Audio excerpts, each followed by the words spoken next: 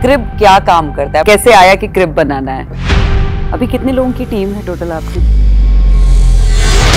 सनी, आप ना IIT pass out हैं, ना आप आईआईएम पास आउट हैं, और आप तो मेरी इंसल्ट कर रहे हैं। Getting an IIT IIM degree doesn't guarantee you success. अगर बंदा टॉमी की शर्ट पहन के आएगा तो 13,000 की एकोमोडेशन लेके जाएगा, लेकिन अगर वो नॉर्मल नकली सी शर्ट पहन के आएगा तो 10,000 का पीजी लेके जाएगा। This is something I decoded as a human mind. मुझे उसके कपड़े का ब्रांड देख के पता था मुझे कौन सी प्रॉपर्टी पिच करनी है, and this is not rocket science. आपके अपने खुद के भी तो चैलेंजेस काफी बड़े रहे होंगे जब आप इस टॉप टेक इंडस्ट्री में आप घुस रहे हैं। मैं तो लिटरली ऐसे दिन भी देखे हैं जहाँ पर रात को खाना खाने के पैसे नहीं बचे, उधारी पे खाना चल रहा है। यू वोंट बिलीव, हम लोगों का रेवेन्यू था 50 लाख रुपए महीना एक टाइम पे, मैंने झाड़ू भी मारी है। This is not going to be a journey of roses. Bed of roses की भाई आप आओ, आपके लिए बना हुआ है। तो सनी, ये बिजनेस वाला जो दिमाग है, ये कहाँ, ये फैमिली से आया? Like I can do झाड़ू पोछा चद्दर बिछाना better than any other male guy, and I don't mind doing that even today because that's how I built my company. वैसे दिल्ली वाला लड़का बैंगलोर से स्टार्टअप क्यों कर रहा है? पैसा सूंघते सूंघते दिल्ली से बैंगलोर पहुंच गया। वैसे बैंगलोर कैसा लगता है? मुझे बैंगलोर बहुत पसंद है। मैं देखो, मेरे को तो आने का रीजन है, मेरे को तो छोले भटूरे नहीं मिलते बैंगलोर में। मुझे सबसे ज्यादा मैं मिस करती हूँ वो डोसा, रामेश्वरम।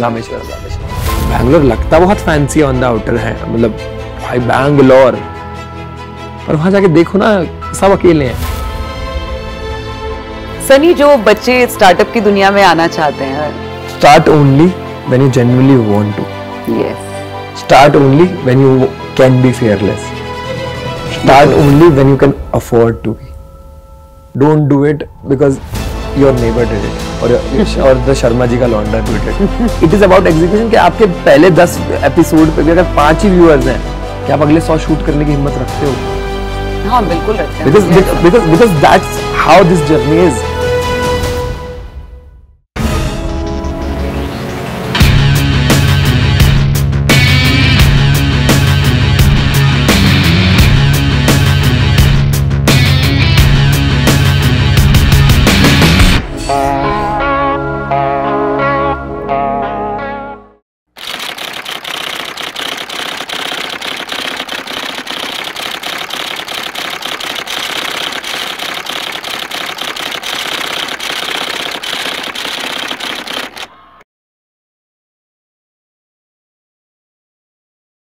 स्टार्टअप वाइब्स 18 में आपका स्वागत है और आज हमारे साथ हैं क्रिब के फाउंडर सनी गर्ग। इससे पहले कि मैं कुछ इनका इंट्रोडक्शन दूं, इससे पहले सनी खुद ही हमें बताएंगे कि सनी क्या है, क्या कर रहे हैं, कैसे कर रहे हैं, इनका बचपन कैसा रहा, इनकी स्कूलिंग कैसी रही और क्रिब किस तरह से काम करता है। सनी, आपका स्वागत है। कैसा लग रहा है आपको स्टार्टअप वाइब्स 18 में आकर? थैंक यू सो मच, काफी अच्छा लग रहा है मुझे। कहते हैं एक न्यूज़ चैनल में आके एक स्टार्टअप पॉडकास्ट के बारे में देखने, मतलब यूट्यूबर्स, इन्फ्लुएंसर्स, इन लोगों ने तो पॉडकास्ट स्टार्ट किया, मेरे हिसाब से ये किसी न्यूज़ चैनल ने पहली बार स्टार्ट किया। और आपने अपने सारे क्वेश्चंस मेरे से एक साथ ही पूछ लिए। नहीं, हम स्लोली उसको एक एक करके उस पर आएंगे। और सबसे अच्छी बात है कि न्यूज़ चैनल मतलब होता है, देखिए इंग्लिश में बहुत सारी जगहों पे पॉडकास्ट चल रहा है, लेकिन हिंदी में अगर आपको पॉडकास्ट देखना है तो स्टार्टअप वाइब्स 18। तो मैं 2-3 एपिसोड देखे थे, काफी अच्छा लगा मुझे, तभी मैं बैंगलोर से दिल्ली ट्रैवल नहीं, हमें बहुत अच्छा लगा कि आप बैंगलोर से दिल्ली आए हैं, है ना? वैसे दिल्ली वाला लड़का बैंगलोर से स्टार्टअप क्यों कर रहा है जबकि दिल्ली में इतने सारे स्टार्टअप चल रहे हैं? दिल्ली पैसा सूंघते सूंघते दिल्ली से बैंगलोर पहुंच गया। क्योंकि देखिए, हम लोग के ना 2 रीजन थे बैंगलोर जाने के। पहला रीजन था जो जिस मार्केट में हम लोग ऑपरेट करते हैं, जो को लिविंग पीजी सेगमेंट है। दिल्ली में क्या है, आपको दिल्ली में दिल्ली के लोग मिलते हैं। देयर इज अ 10-15% जनता जो आसपास से आई हुई है इधर उधर। बैंगलोर पूरी माइग्रेंट सिटी है। तो बैंगलोर उसके आसपास की जितनी जगह है वो बहुत ज्यादा माइग्रेंट है, और वहां पर 90% लोग ऐसा है जो बाहर से आए हुए हैं। वहाँ के लोकल लोग वहाँ रहते नहीं है, वहाँ के लोकल लोग वहाँ काम भी नहीं करते अब ज्यादा। नॉर्मली कोई कैलकाटा से आया है, कोई राजस्थान से आया है, कोई दिल्ली से गया हुआ है, कोई हरियाणा से गया हुआ है। तो यहाँ पर वहाँ पर रेंटल अकोमोडेशन का बहुत ज्यादा ट्रेंड है कि मतलब आप समझिए दिल्ली से पता नहीं कितने गुना ज्यादा बेड्स हैं बैंगलोर में, around 5 to 10x more beds. और कहीं ना कहीं हर स्टार्टअप बैंगलोर से शुरू हुआ है, तो वहाँ की जो नॉर्मल जनता है वो टेक्नोलॉजी के प्रति काफी वो है, समझती है कि टेक्नोलॉजी अडॉप्ट करनी चाहिए। क्योंकि जैसे फॉर एग्जांपल स्विगी स्टार्ट हुआ, फोन पे स्टार्ट हुआ, ये सारे बैंगलोर से शुरू हुए, तो इन्होंने डे 1 से लोगों को समझाया कि हाँ ऐप से हमारा फायदा हो सकता है। तो जब हमें ऐप लॉन्च करनी थी तो हमने कहा चलो बैंगलोर चलते हैं, और कहीं ना कहीं दिल्ली में 25 साल पले बड़े, यहाँ पहले एक कंपनी चलाई, और फिर उसके बाद ऐसा लगा कि चलो यार अब कोई नई धरती पे चलते हैं, कुछ नया देखने को मिलेगा। वैसे बैंगलोर कैसा लगता है? मुझे बैंगलोर बहुत पसंद है पर्सनली। अभी आपकी और मेरी ये बात हो ही रही थी कि बैंगलोर आपको बहुत पसंद है, ऑल्दो मुझे उतना पसंद नहीं आया जितना लोगों को पसंद होता है। कि देखिए weather is good, everything is good, and मेरे को ट्रैफिक भी ऐसा कोई रीजन नहीं। लेकिन आजकल वेदर भी काफी वहाँ का खराब वो तो दिल्ली से तो फिर भी एनी डे बेटर रहेगा। और पानी का बहुत प्रॉब्लम है उधर। तो आप लोग भी फेस कर रहे हो पानी का? हम लोगों को तो टचवुड ऐसी, मतलब हमारे वैसे किन एरियाज में है बैंगलोर में पानी का प्रॉब्लम? ये एरिया से ज्यादा ना मुझे ऐसा लग रहा है कुछ किसी गली में प्रॉब्लम आ रही है, किसी वैसे प्रॉब्लम आ रही है, क्योंकि मैंने अपने दोस्तों में कभी किसी को प्रॉब्लम फेस करते है ना। मैं भी बैंगलोर में इतना टाइम, और मेरी जो फैमिली मतलब मेरे पेरेंट्स भाई वगैरह सब लोग वहीं पे रहते हैं, उन्हीं पे कोई प्रॉब्लम नहीं हो रहा है ऐसा। तो खामखा बैंगलोर बदनाम हो रहा है पानी की वजह से। देखो मेरे को तो आने का रीजन है, मेरे को तो छोले भटूरे नहीं मिलते बैंगलोर में। मेरे को तो दिल्ली ज्यादा पसंद होने का रीजन और बैंगलोर कम पसंद होने का रीजन है I like chole bhature, chole kulche more than dosa, idli, vada. वैसे बैंगलोर में भी कुछ जगह है जहाँ पर बड़े अच्छे छोले भटूरे मिलते हैं, मैं बताऊंगी। कितना टाइम हो गया बैंगलोर? मुझे 2 साल हो गए, मैंने खाए हैं ये गोपाल जी और इन सब के, पर उतना मजा आया नहीं। मुझे सबसे ज्यादा मैं मिस करती हूँ वो डोसा रामेश्वरम। जब आप थे तब था रामेश्वरम? हाँ, अभी 3-4 साल पहले तो स्टार्ट हुआ रामेश्वरम। हाँ, तो मैं तो अभी 2 साल पहले ही तो आई हूँ यहाँ पे, 1.5 साल पहले। रामेश्वरम तो इतना फेमस हो गया कि बॉम्ब फोड़ना था किसी को, उन्होंने रामेश्वरम कैफे में जाके रख दिया। अभी हमने सुना था रिसेंटली एक छोटा सा ब्लास्ट हुआ था रामेश्वरम में। वो क्या था सच? मतलब हम लोग उतना, मैं तो जितनी न्यूज पढ़ी उतनी आपसे बात कर ली। अभी वहां पर एक छोटा सा बॉम्ब मिला था या जो भी हुआ था। तो दिल्ली को मिस करते हो बैंगलोर में? देखो दिल्ली में क्या है कि जब तुम 25 साल एक जगह रहे हो, तुमने वहां से पढ़ाई की है, स्कूलिंग की है, अपनी एक कंपनी चलाई है, सारे दोस्त वहां बनाए हैं, फैमिली पूरी यहाँ पर है, तो definitely you don't miss Delhi, you miss the people, you miss the memories you have with Delhi. तो वो तो रहता ही है कि महीने 2 महीने 3 महीने में एक चक्कर दिल्ली लगाना पड़ता है कि एक बार सबको शक्ल दिखा रहे हो, सबसे एक बार मिल जाओ, तो ऐसा लगता है कि ठीक है अभी भी you are near them only. तो दिल्ली में स्कूलिंग वगैरह कहाँ से हुई, कहाँ से पढ़ाई? बहुत ही एक नॉर्मल सा स्कूल था, ऐसे कोई, जैसे मेरी co-founder comes from DPS and मैं तो I come from a very normal school in Dilshad Garden, Nutan Vidya Mandir. And जैसे ना उस स्कूल में 20 साल की हिस्ट्री में I was one of the highest scorers in 20 years. Oh हाँ जी, वाओ। तो और कॉलेज वगैरह कहाँ से किया? कॉलेज फिर अच्छे मार्क्स आ गए थे तो I got into Ramjas college, university of Delhi. और वहाँ से क्या किया? Bachelors in commerce honours, BCom honours. Very good. तो मतलब ग्रेजुएशन में ही सोच लिया था कि स्टार्टअप करना? ग्रेजुएशन में ही स्टार्ट कर दिया था। मतलब हम लोगों ने जब पहली, तो मैं फर्स्ट ईयर, तो मेरे साथ क्या हुआ था कि हम लोगों को मतलब मेरे को स्पेसिफिकली एक बेटर कॉलेज में जाना था, और मैंने पूरी जिंदगी कुछ नहीं किया था, सिर्फ पढ़ाई की थी। तो कहते ना आपने जिंदगी भर सपना ही एक देखा कि मुझे इस कॉलेज में जाना, और वो नहीं हुआ आपका, तो फिर तुमने इतनी पढ़ाई करी तो तुम्हें ऐसा लगता है कि यार अब इसको तो नहीं करना, अब you want to do something else. And I come from a business family, तो मेरे को ये था कि यार अब कुछ बिजनेस ओरिएंटेड करेंगे, अब कुछ बिजनेस करेंगे। तो कॉलेज में कभी कहते हैं मार्केटिंग एजेंसी स्टार्ट की, कभी फूड स्टॉल लगाया, तो काफी कुछ कॉलेज में एक्सपेरिमेंट्स किए, and that is how I landed on startups. And पढ़ाई तो कभी की नहीं कॉलेज में।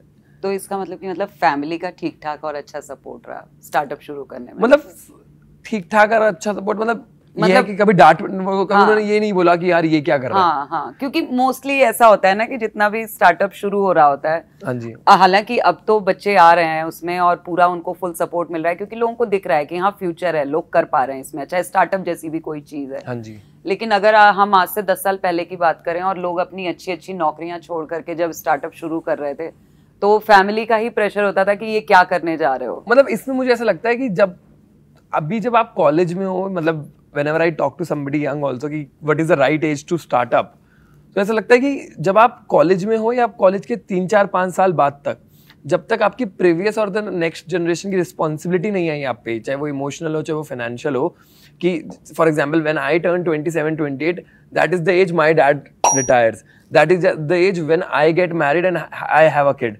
तो वो जो 2 जनरेशनल रिस्पॉन्सिबिलिटी है, जब तक वो नहीं आई तब तक आई डोंट थिंक इतना कोई डिफिकल्ट है कि जिस दिन मुझे ये पता है कि मुझे बच्चे की फीस भरनी है डीपीएस की और पापा ने कमाना बंद कर दिया, उनको पैसे देने हैं, उस दिन से है ना कि मंथली इतना फिक्स चाहिए मुझे कमाने के लिए।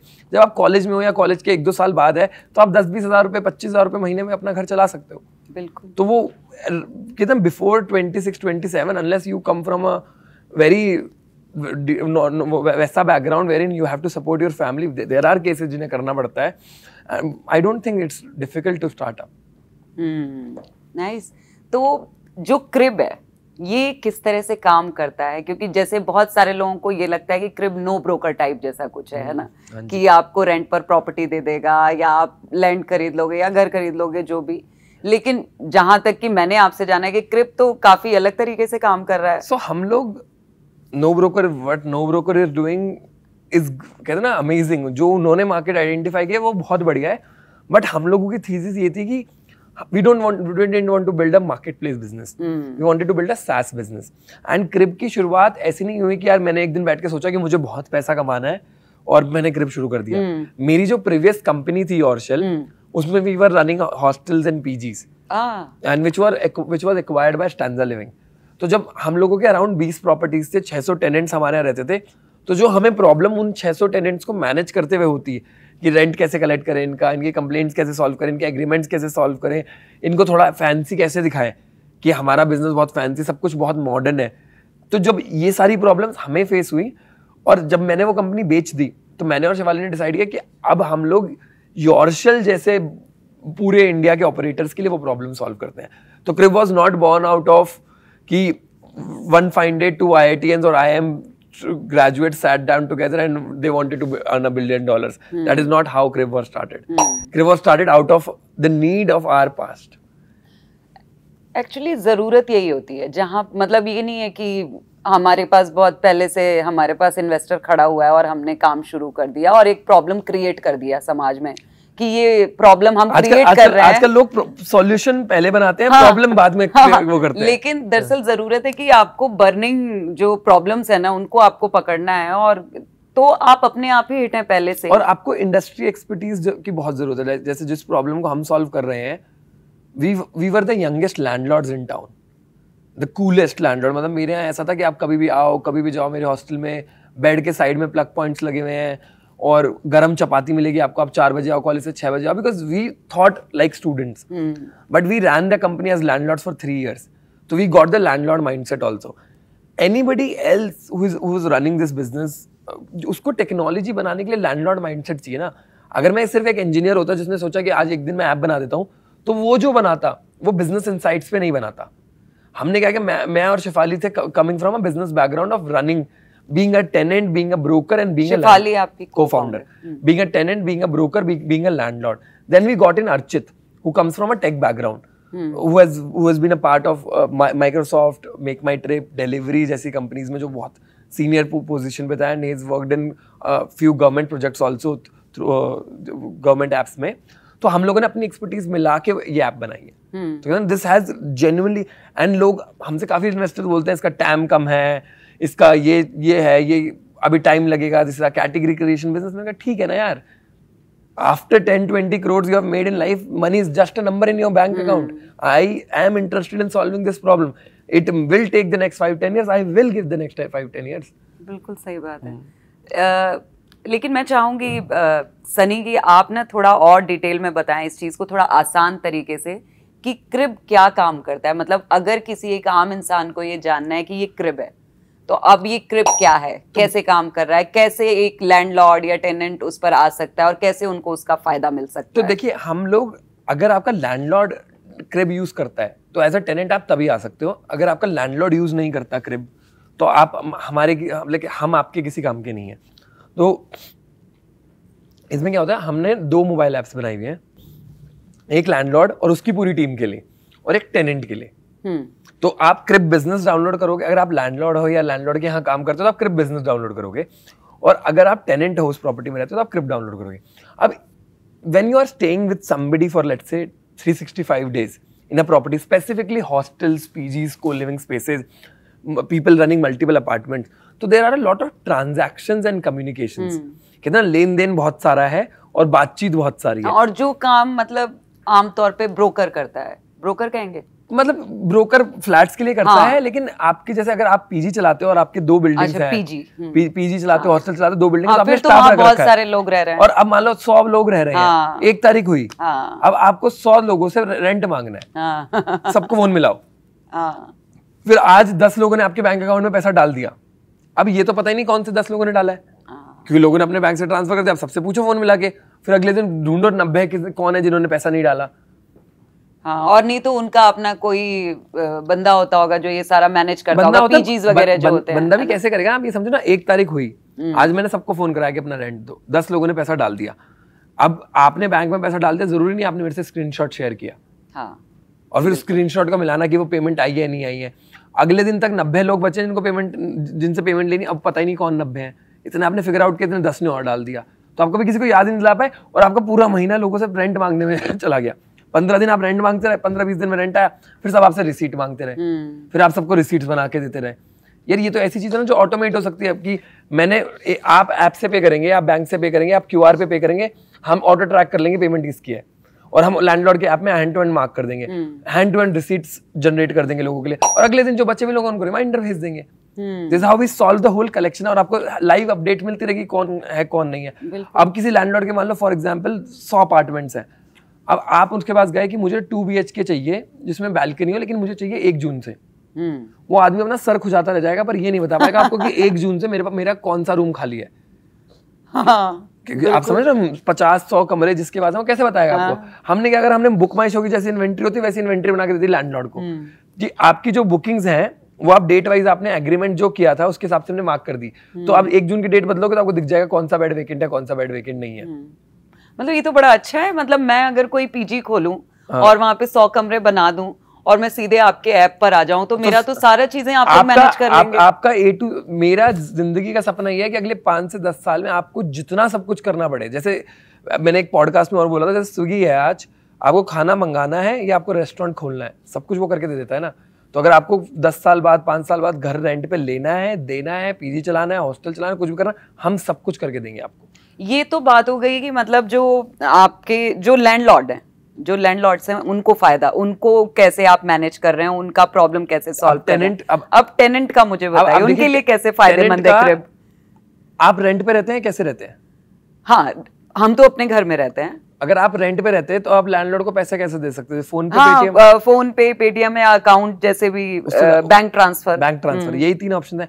आप, अगर आपका लैंडलॉर्ड मेरी ऐप पे है तो आप credit card, debit card, net banking, wallet payment और किसी भी तरीके से पेमेंट कर सकते हैं। तो आप समझ रहे हो, आपके ऑप्शंस बढ़ गए। बहुत लोग क्रेडिट कार्ड से पेमेंट करना चाहते हैं जिनके पास कैश फ्लो नहीं होता। उसके अलावा जो दूसरा ऑप्शन है, आपकी कंप्लेंट है, आपने वार्डन के पास गए, आपने वार्डन को बोला कि भाई मेरा लाइट नहीं चल रही, और आपने कंप्लेंट कर दी, आपने 4 बार कंप्लेंट की, वार्डन ने आगे कोई एक्शन नहीं लिया। लैंडलॉर्ड आपको देखा, आपने बोला मैंने लाइट की कंप्लेंट की, वार्डन सॉल्व नहीं कर रही, वो वार्डन बोली कहाँ करी, मेरे को कब करी। अब क्या है, अगर आप ऐप पे मार्क करेंगे तो वो वार्डन के पास ऑटोमेटिकली कंप्लेंट जाएगी, और वो लैंडलॉर्ड को दिख सकती है कि कंप्लेंट आई। अगर वार्डन ने असाइन नहीं करी इलेक्ट्रिशियन को, तो ऑटोमेटिकली लैंडलॉर्ड के पास मैसेज चला जाएगा कि भाई कंप्लेंट सॉल्व नहीं।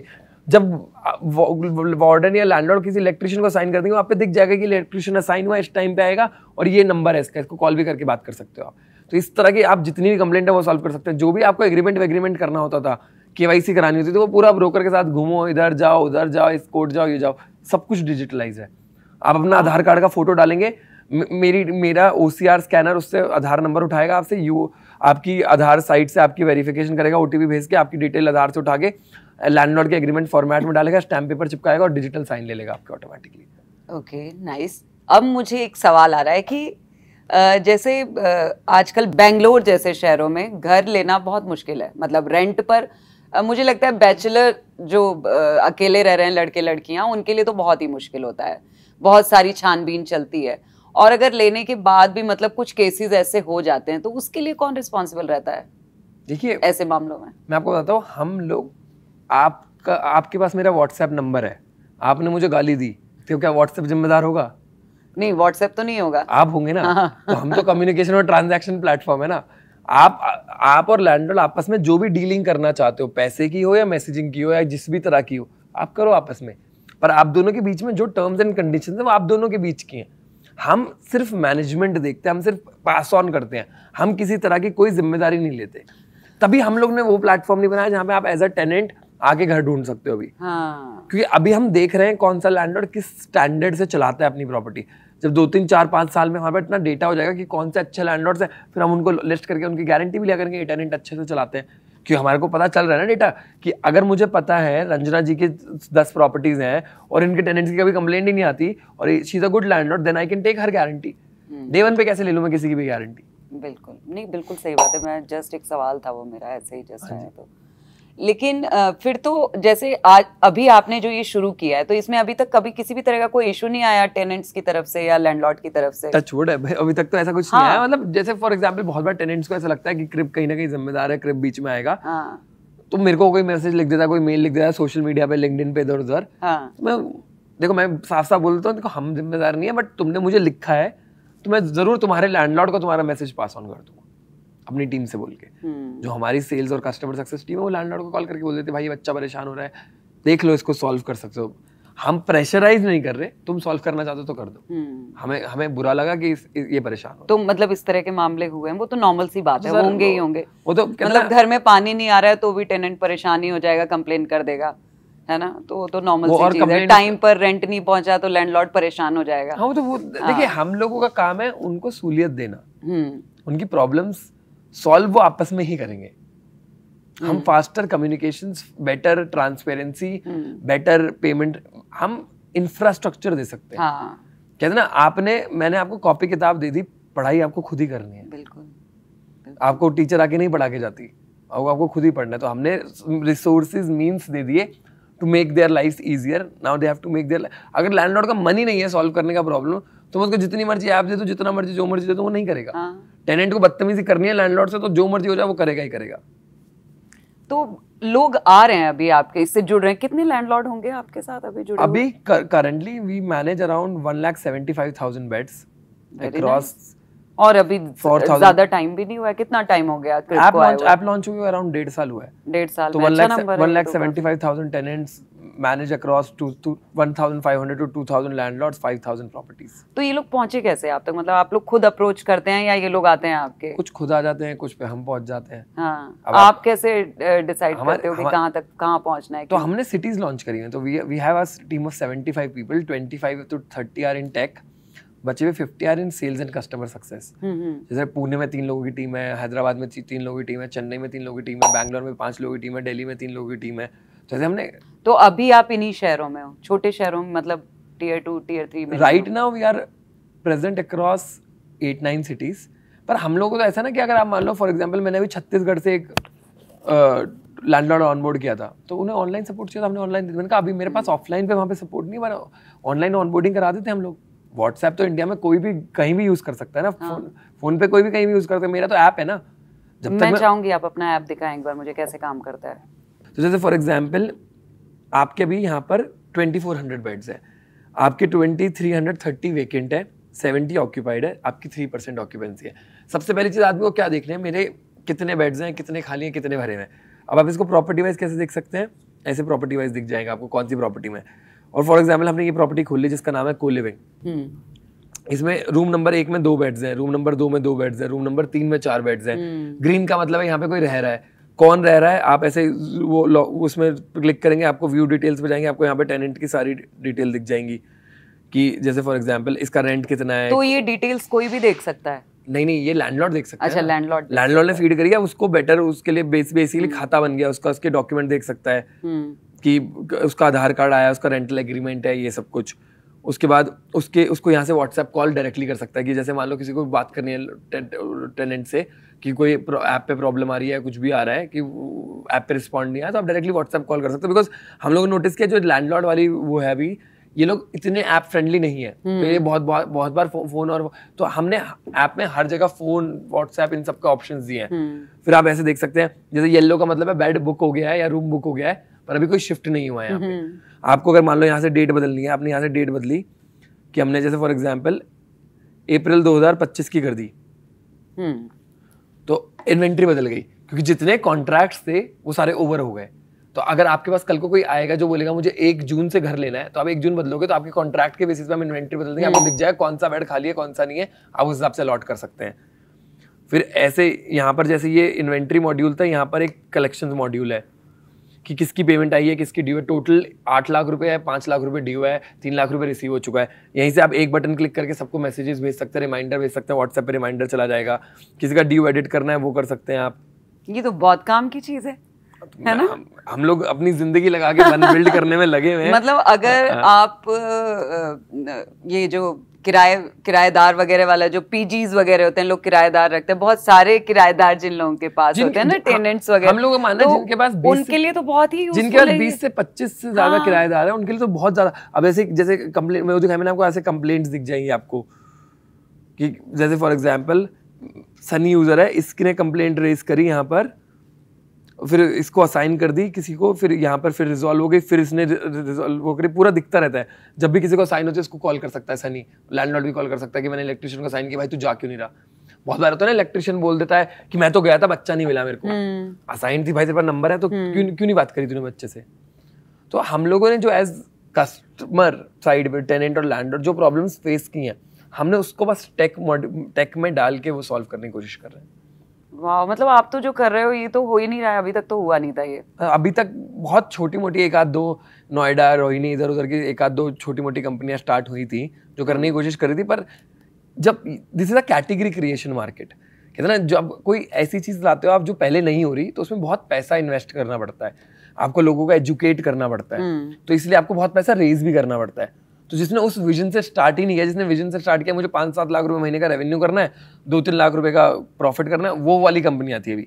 अब हम उस विजन से आए कि इंडिया का पूरा रेंटल रियल एस्टेट मार्केट बदलना है हमें, तो that is why we have raised money from couple of investors, we are educating people, we are hiring sales team which is going on ground educating these landlords and all of that. और दिल्ली से Bangalore move करने का क्या फायदा मिला? दिल्ली से Bangalore move करने का फायदा ही मिला, एक तो बहुत, देखिए मुझे ऐसा लगता है जब आप दिल्ली में लोगों से मिलते हैं ना, तो आपको वो लोग मिलते हैं जिनके पास फैमिली से पैसा बहुत था, जो फैमिली रन बिजनेसेस कर रहे हैं। जब आप बैंगलोर में लोगों से मिलते हैं ना, वो उनमें से कोई आके नहीं बोलता तुझे पता है मेरा बाप कौन है। दिल्ली में आप किसी से मिलेंगे ना, तो वो आदमी होता है तुझे पता है मेरा बाप कौन है। तो वो जो आदमी नहीं बोल रहा तुझे पता है मेरा बाप कौन है, तो उसने खुद कुछ किया हुआ है। तो एंड बैंगलोर में हर कोई नहीं पहुंच जाता, तो थोड़ा इंटेलेक्ट लेवल भी आदमी का अच्छा होता है, तो आपको टीम मेंबर्स अच्छे मिलते हैं, आपको दोस्त अच्छे मिलते हैं, आपको एक पूरी रोड है जिसमें इन्वेस्टर्स ही बैठे हैं सारे। और मुझे लगता है बैंगलोर में ना पीजीज वगैरह बहुत ज्यादा भी है। तो अभी हमने शुरू में बात की थी कि Bangalore is one of the biggest, बहुत ज्यादा है वहाँ पे। तो मतलब मुझे पानी क्यों खत्म हो रहा है? ऐसे 10-10 कदम पे वहाँ पे पीजी दिखते हैं। पानी इसलिए तो खत्म हो रहा है, जहाँ पर 3 फ्लोर बनने थे बिल्डिंग में, आपने 6 फ्लोर बना दिए। 3 फ्लोर पे, एक फ्लोर पे 3 लोगों को रखना था आपने, 3 लोग रहते फैमिली में, 3 या 4 रहते बच्चे मिला के। अब हमने वहाँ पीजी बनाया, एक फ्लोर पे 4 कमरे बना दिए, 4 कमरों में 8 लोग रख दिए। तो जहाँ पे जिस बिल्डिंग में 9 लोग रहने थे, वहाँ पे आपने 8 × 6 48 लोग रख दिए। अब 9 लोगों का पानी था उस जगह में, आपने 48 का यूज कर रहे हो पिछले 10-20 सालों से, पानी तो खत्म होगा नहीं। आज फिर भी रिकवर कर दोगे, 10 साल बाद तो पानी खत्म होएगा ही उस जगह पे। We will have to look forward to a solution there. Sunny, आप जो काम कर रहे हो ना, मतलब बहुत इंटरेस्टिंग है। तो अभी मेरी उम्मीदें बहुत ज्यादा बढ़ गई हैं, क्योंकि मुझे लग रहा है जो लोग सुन रहे होंगे उनकी भी उम्मीदें बढ़ गई होंगी आपसे, कि जो बैचलर्स होते हैं या जो माइनॉरिटी है ना, बैंगलोर में, मतलब बैंगलोर क्या, मुझे लगता है सारे ही शहरों में क्राइसिस होती है उनको रेंट पर घर लेने में। तो क्या इस तरह का भी कुछ प्लान है कि उनकी प्रॉब्लम्स को भी, मतलब उनके लिए घर मिलना और आसान बनाने की कोशिश है आपकी कोई? देखिए, मुझे ऐसा लगता है कि ना, कोई जो अगर आप डिमांड और सप्लाई एक साथ सॉल्व करने की कोशिश करोगे ना, तो बहुत मुश्किल होता है। तो हम लोग पहले सप्लाई साइड पे काम कर रहे हैं, उनको एलिवेट कर रहे हैं, उनको बेटर इंफ्रा दे रहे हैं, सब कुछ बिल्ड कर रहे हैं लैंडलॉर्ड्स के लिए। Once we have a good supply and we know these people are doing good, then we can open our demand platform also. But अभी as such for the next 2-3 years कोई plan नहीं। मतलब कोई future plan ऐसा है नहीं अभी? देखो लॉन्ग टर्म तो मकसद ये है कि इंडिया में जो ये रेंटल मार्केट है for young professionals, students and everybody, this is a $113 billion market. तो we want to capture each and every piece of it. Very nice. तो प्लान तो, इफ़ यू आस्क मी, तो plan तो ये भी है कि जो लॉन्ड्री वाला है ये यूज़ कर रहे हैं पीजी वाले, वो भी हमारे थ्रू ही हो। कि प्लान तो, it software is the entry to the door. I want to empower that landlord to grow his business. बिल्कुल। I want to empower that landlord to do better with his business, to expand his business, to get more finances, to get better vendors, and to do everything he has always thought of. We want to be a helping hand to the landlord. बहुत लोग मेरे से ये पूछते हैं कि यार ये रिमाइंडर फीचर क्यों? कि अगर मेरे 4 फ्लैट्स हैं, मेरे कुछ दोस्त हैं जो 4 फ्लैट्स हैं, वो भी मैनेज कर लेते हैं ग्रिप पे, ऑल्दो हमारे पास यूज केस नहीं है। तो मैंने एक दिन उससे पूछा, मैंने कहा भाई why do you use for 4? कहते यार मेरे 4 जो लोग हैं जो क्रिप पे जो रहते हैं टेनेंट्स, 2 गुड़गांव में, 2 एक दिल्ली में और एक बैंगलोर में मेरे घरों में, उनसे सबसे मेरी अच्छी बनती है। कितना इजी होगा कि मुझे हमें सीधे टेनेंट से बात ही नहीं करनी पड़ेगी, क्योंकि आप उसको रिमाइंड नहीं कर सकते, आप उसको 10 तारीख तक कुछ बोल ही नहीं सकते वो रेंट देना दे।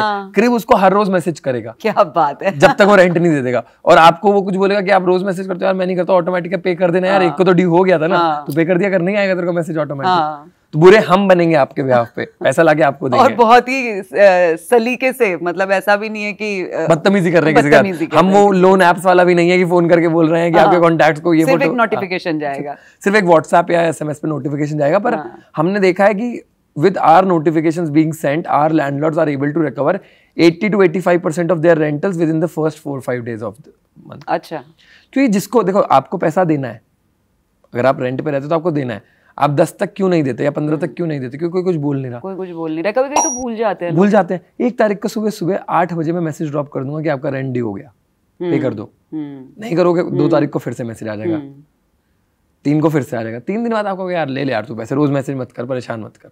तो अभी जो लैंडलॉर्ड्स हैं आपके क्रिप पर, क्या किस एज ग्रुप के लोग हैं वो? देखो इंडिया, और अगर पीजीज में जा रहे हैं तो टेनेंट्स तो खैर बहुत टेनेंट्स तो यंग है, टेनेंट्स तो बिलो 30 वाले हैं मोस्टली। लैंडलॉर्ड्स का क्या होता है कि लैंडलॉर्ड्स ना, द मार्केट इज चेंजिंग। मतलब हम लोग जब योरशेल चलाते थे तो हम लोग लगता था we are the youngest. Now there are young operators across the country, like there is Union Living in Bombay run by people of my age, there's XQ Lifestyle in Bangalore run by people of our age। ना सब लोग इतने young हैं, और ये लोग, कुछ लोग ऐसे भी जिन्होंने अपने फैमिली बिजनेस को अडॉप्ट किया, जिनका फैमिली बिजनेस था, कुछ लोग ऐसे भी जिन्होंने खुद स्टार्ट किया, because this market is growing world wide. The new generation, the generation which we belong to, we don't want to buy houses, we want to put that money in stocks, mutual funds, because ये सारे finance creators ने हमें सिखा दिया कि mutual fund में पैसा डाल के कैसे बचता है। रियल एस्टेट में पैसा उतना नहीं बढ़ेगा लॉन्ग टर्म में घर में, तो घर रेंट पे ले लो, तो सब रेंट पे घर ले रहे हैं और उस पैसे को SIP करा रहे हैं। तो वो कहते हैं ना, तो कहीं ना कहीं रेंट पे जब ये ट्रेंड बढ़ेगा तो I see in the next 10 years co-living is going to be one of the biggest trend worldwide in India, कि भाई most of the buildings are being converted to co-living. क्योंकि अब वो पहले चलता था कि यार हमें शेयर नहीं करना, ये नहीं करना। We have adopted the western culture, shared economy. आपने कभी जिंदगी में सोचा था क्या कि आपकी ऐसे कैब में ट्रैवल करोगे जिसमें कोई और जा रहा होगा?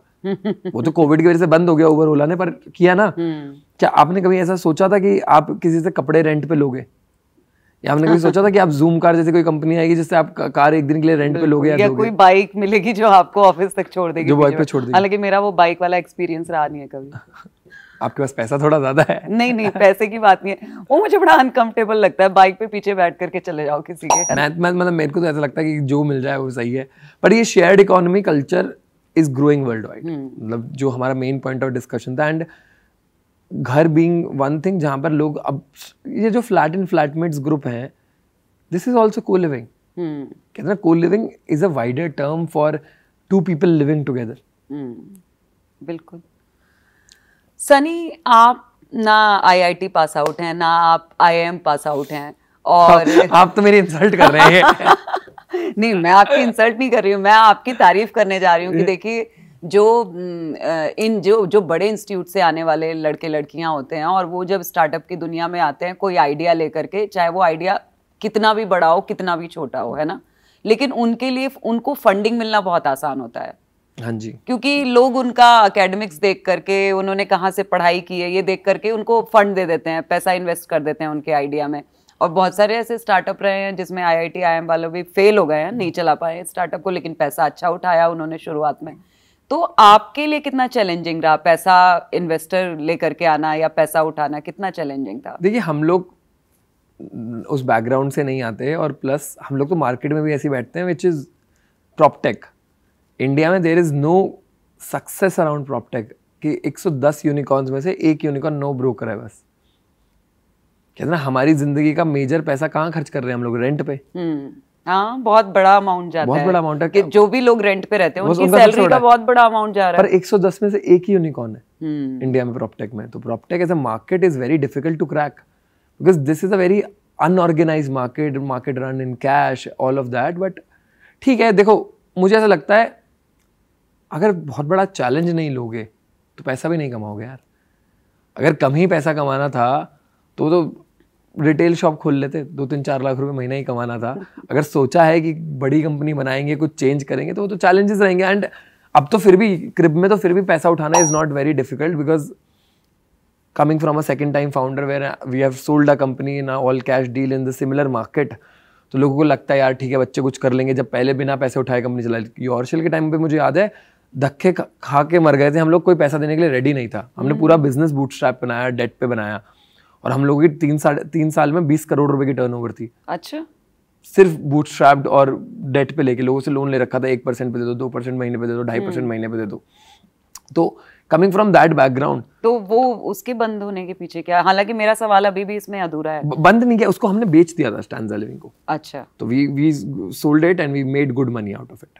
Very nice. तो at an age of 22 when my batchmates were making 5-10 lakh rupees a year, we sold a company for over 10-15 crore and we pocketed that cash. तो इसके लिए फिर कैसे, पहला पिच क्या था? क्या पहला ही इन्वेस्टर आ गया था, या फिर उसके लिए मतलब 3-4 कई सारे एफर्ट मारने पड़े? देखिए, इन्वेस्टमेंट रेस करना ना वो वाली बात है कि क्लिक करने वाली बात है। जो वो कहते हैं ना, ये जो नया टर्म है, वाइब मैच होनी चाहिए। तो जब आपको पैसा उठाना है किसी से, कोई डील करनी है, तो वो वाइब मैच होनी चाहिए।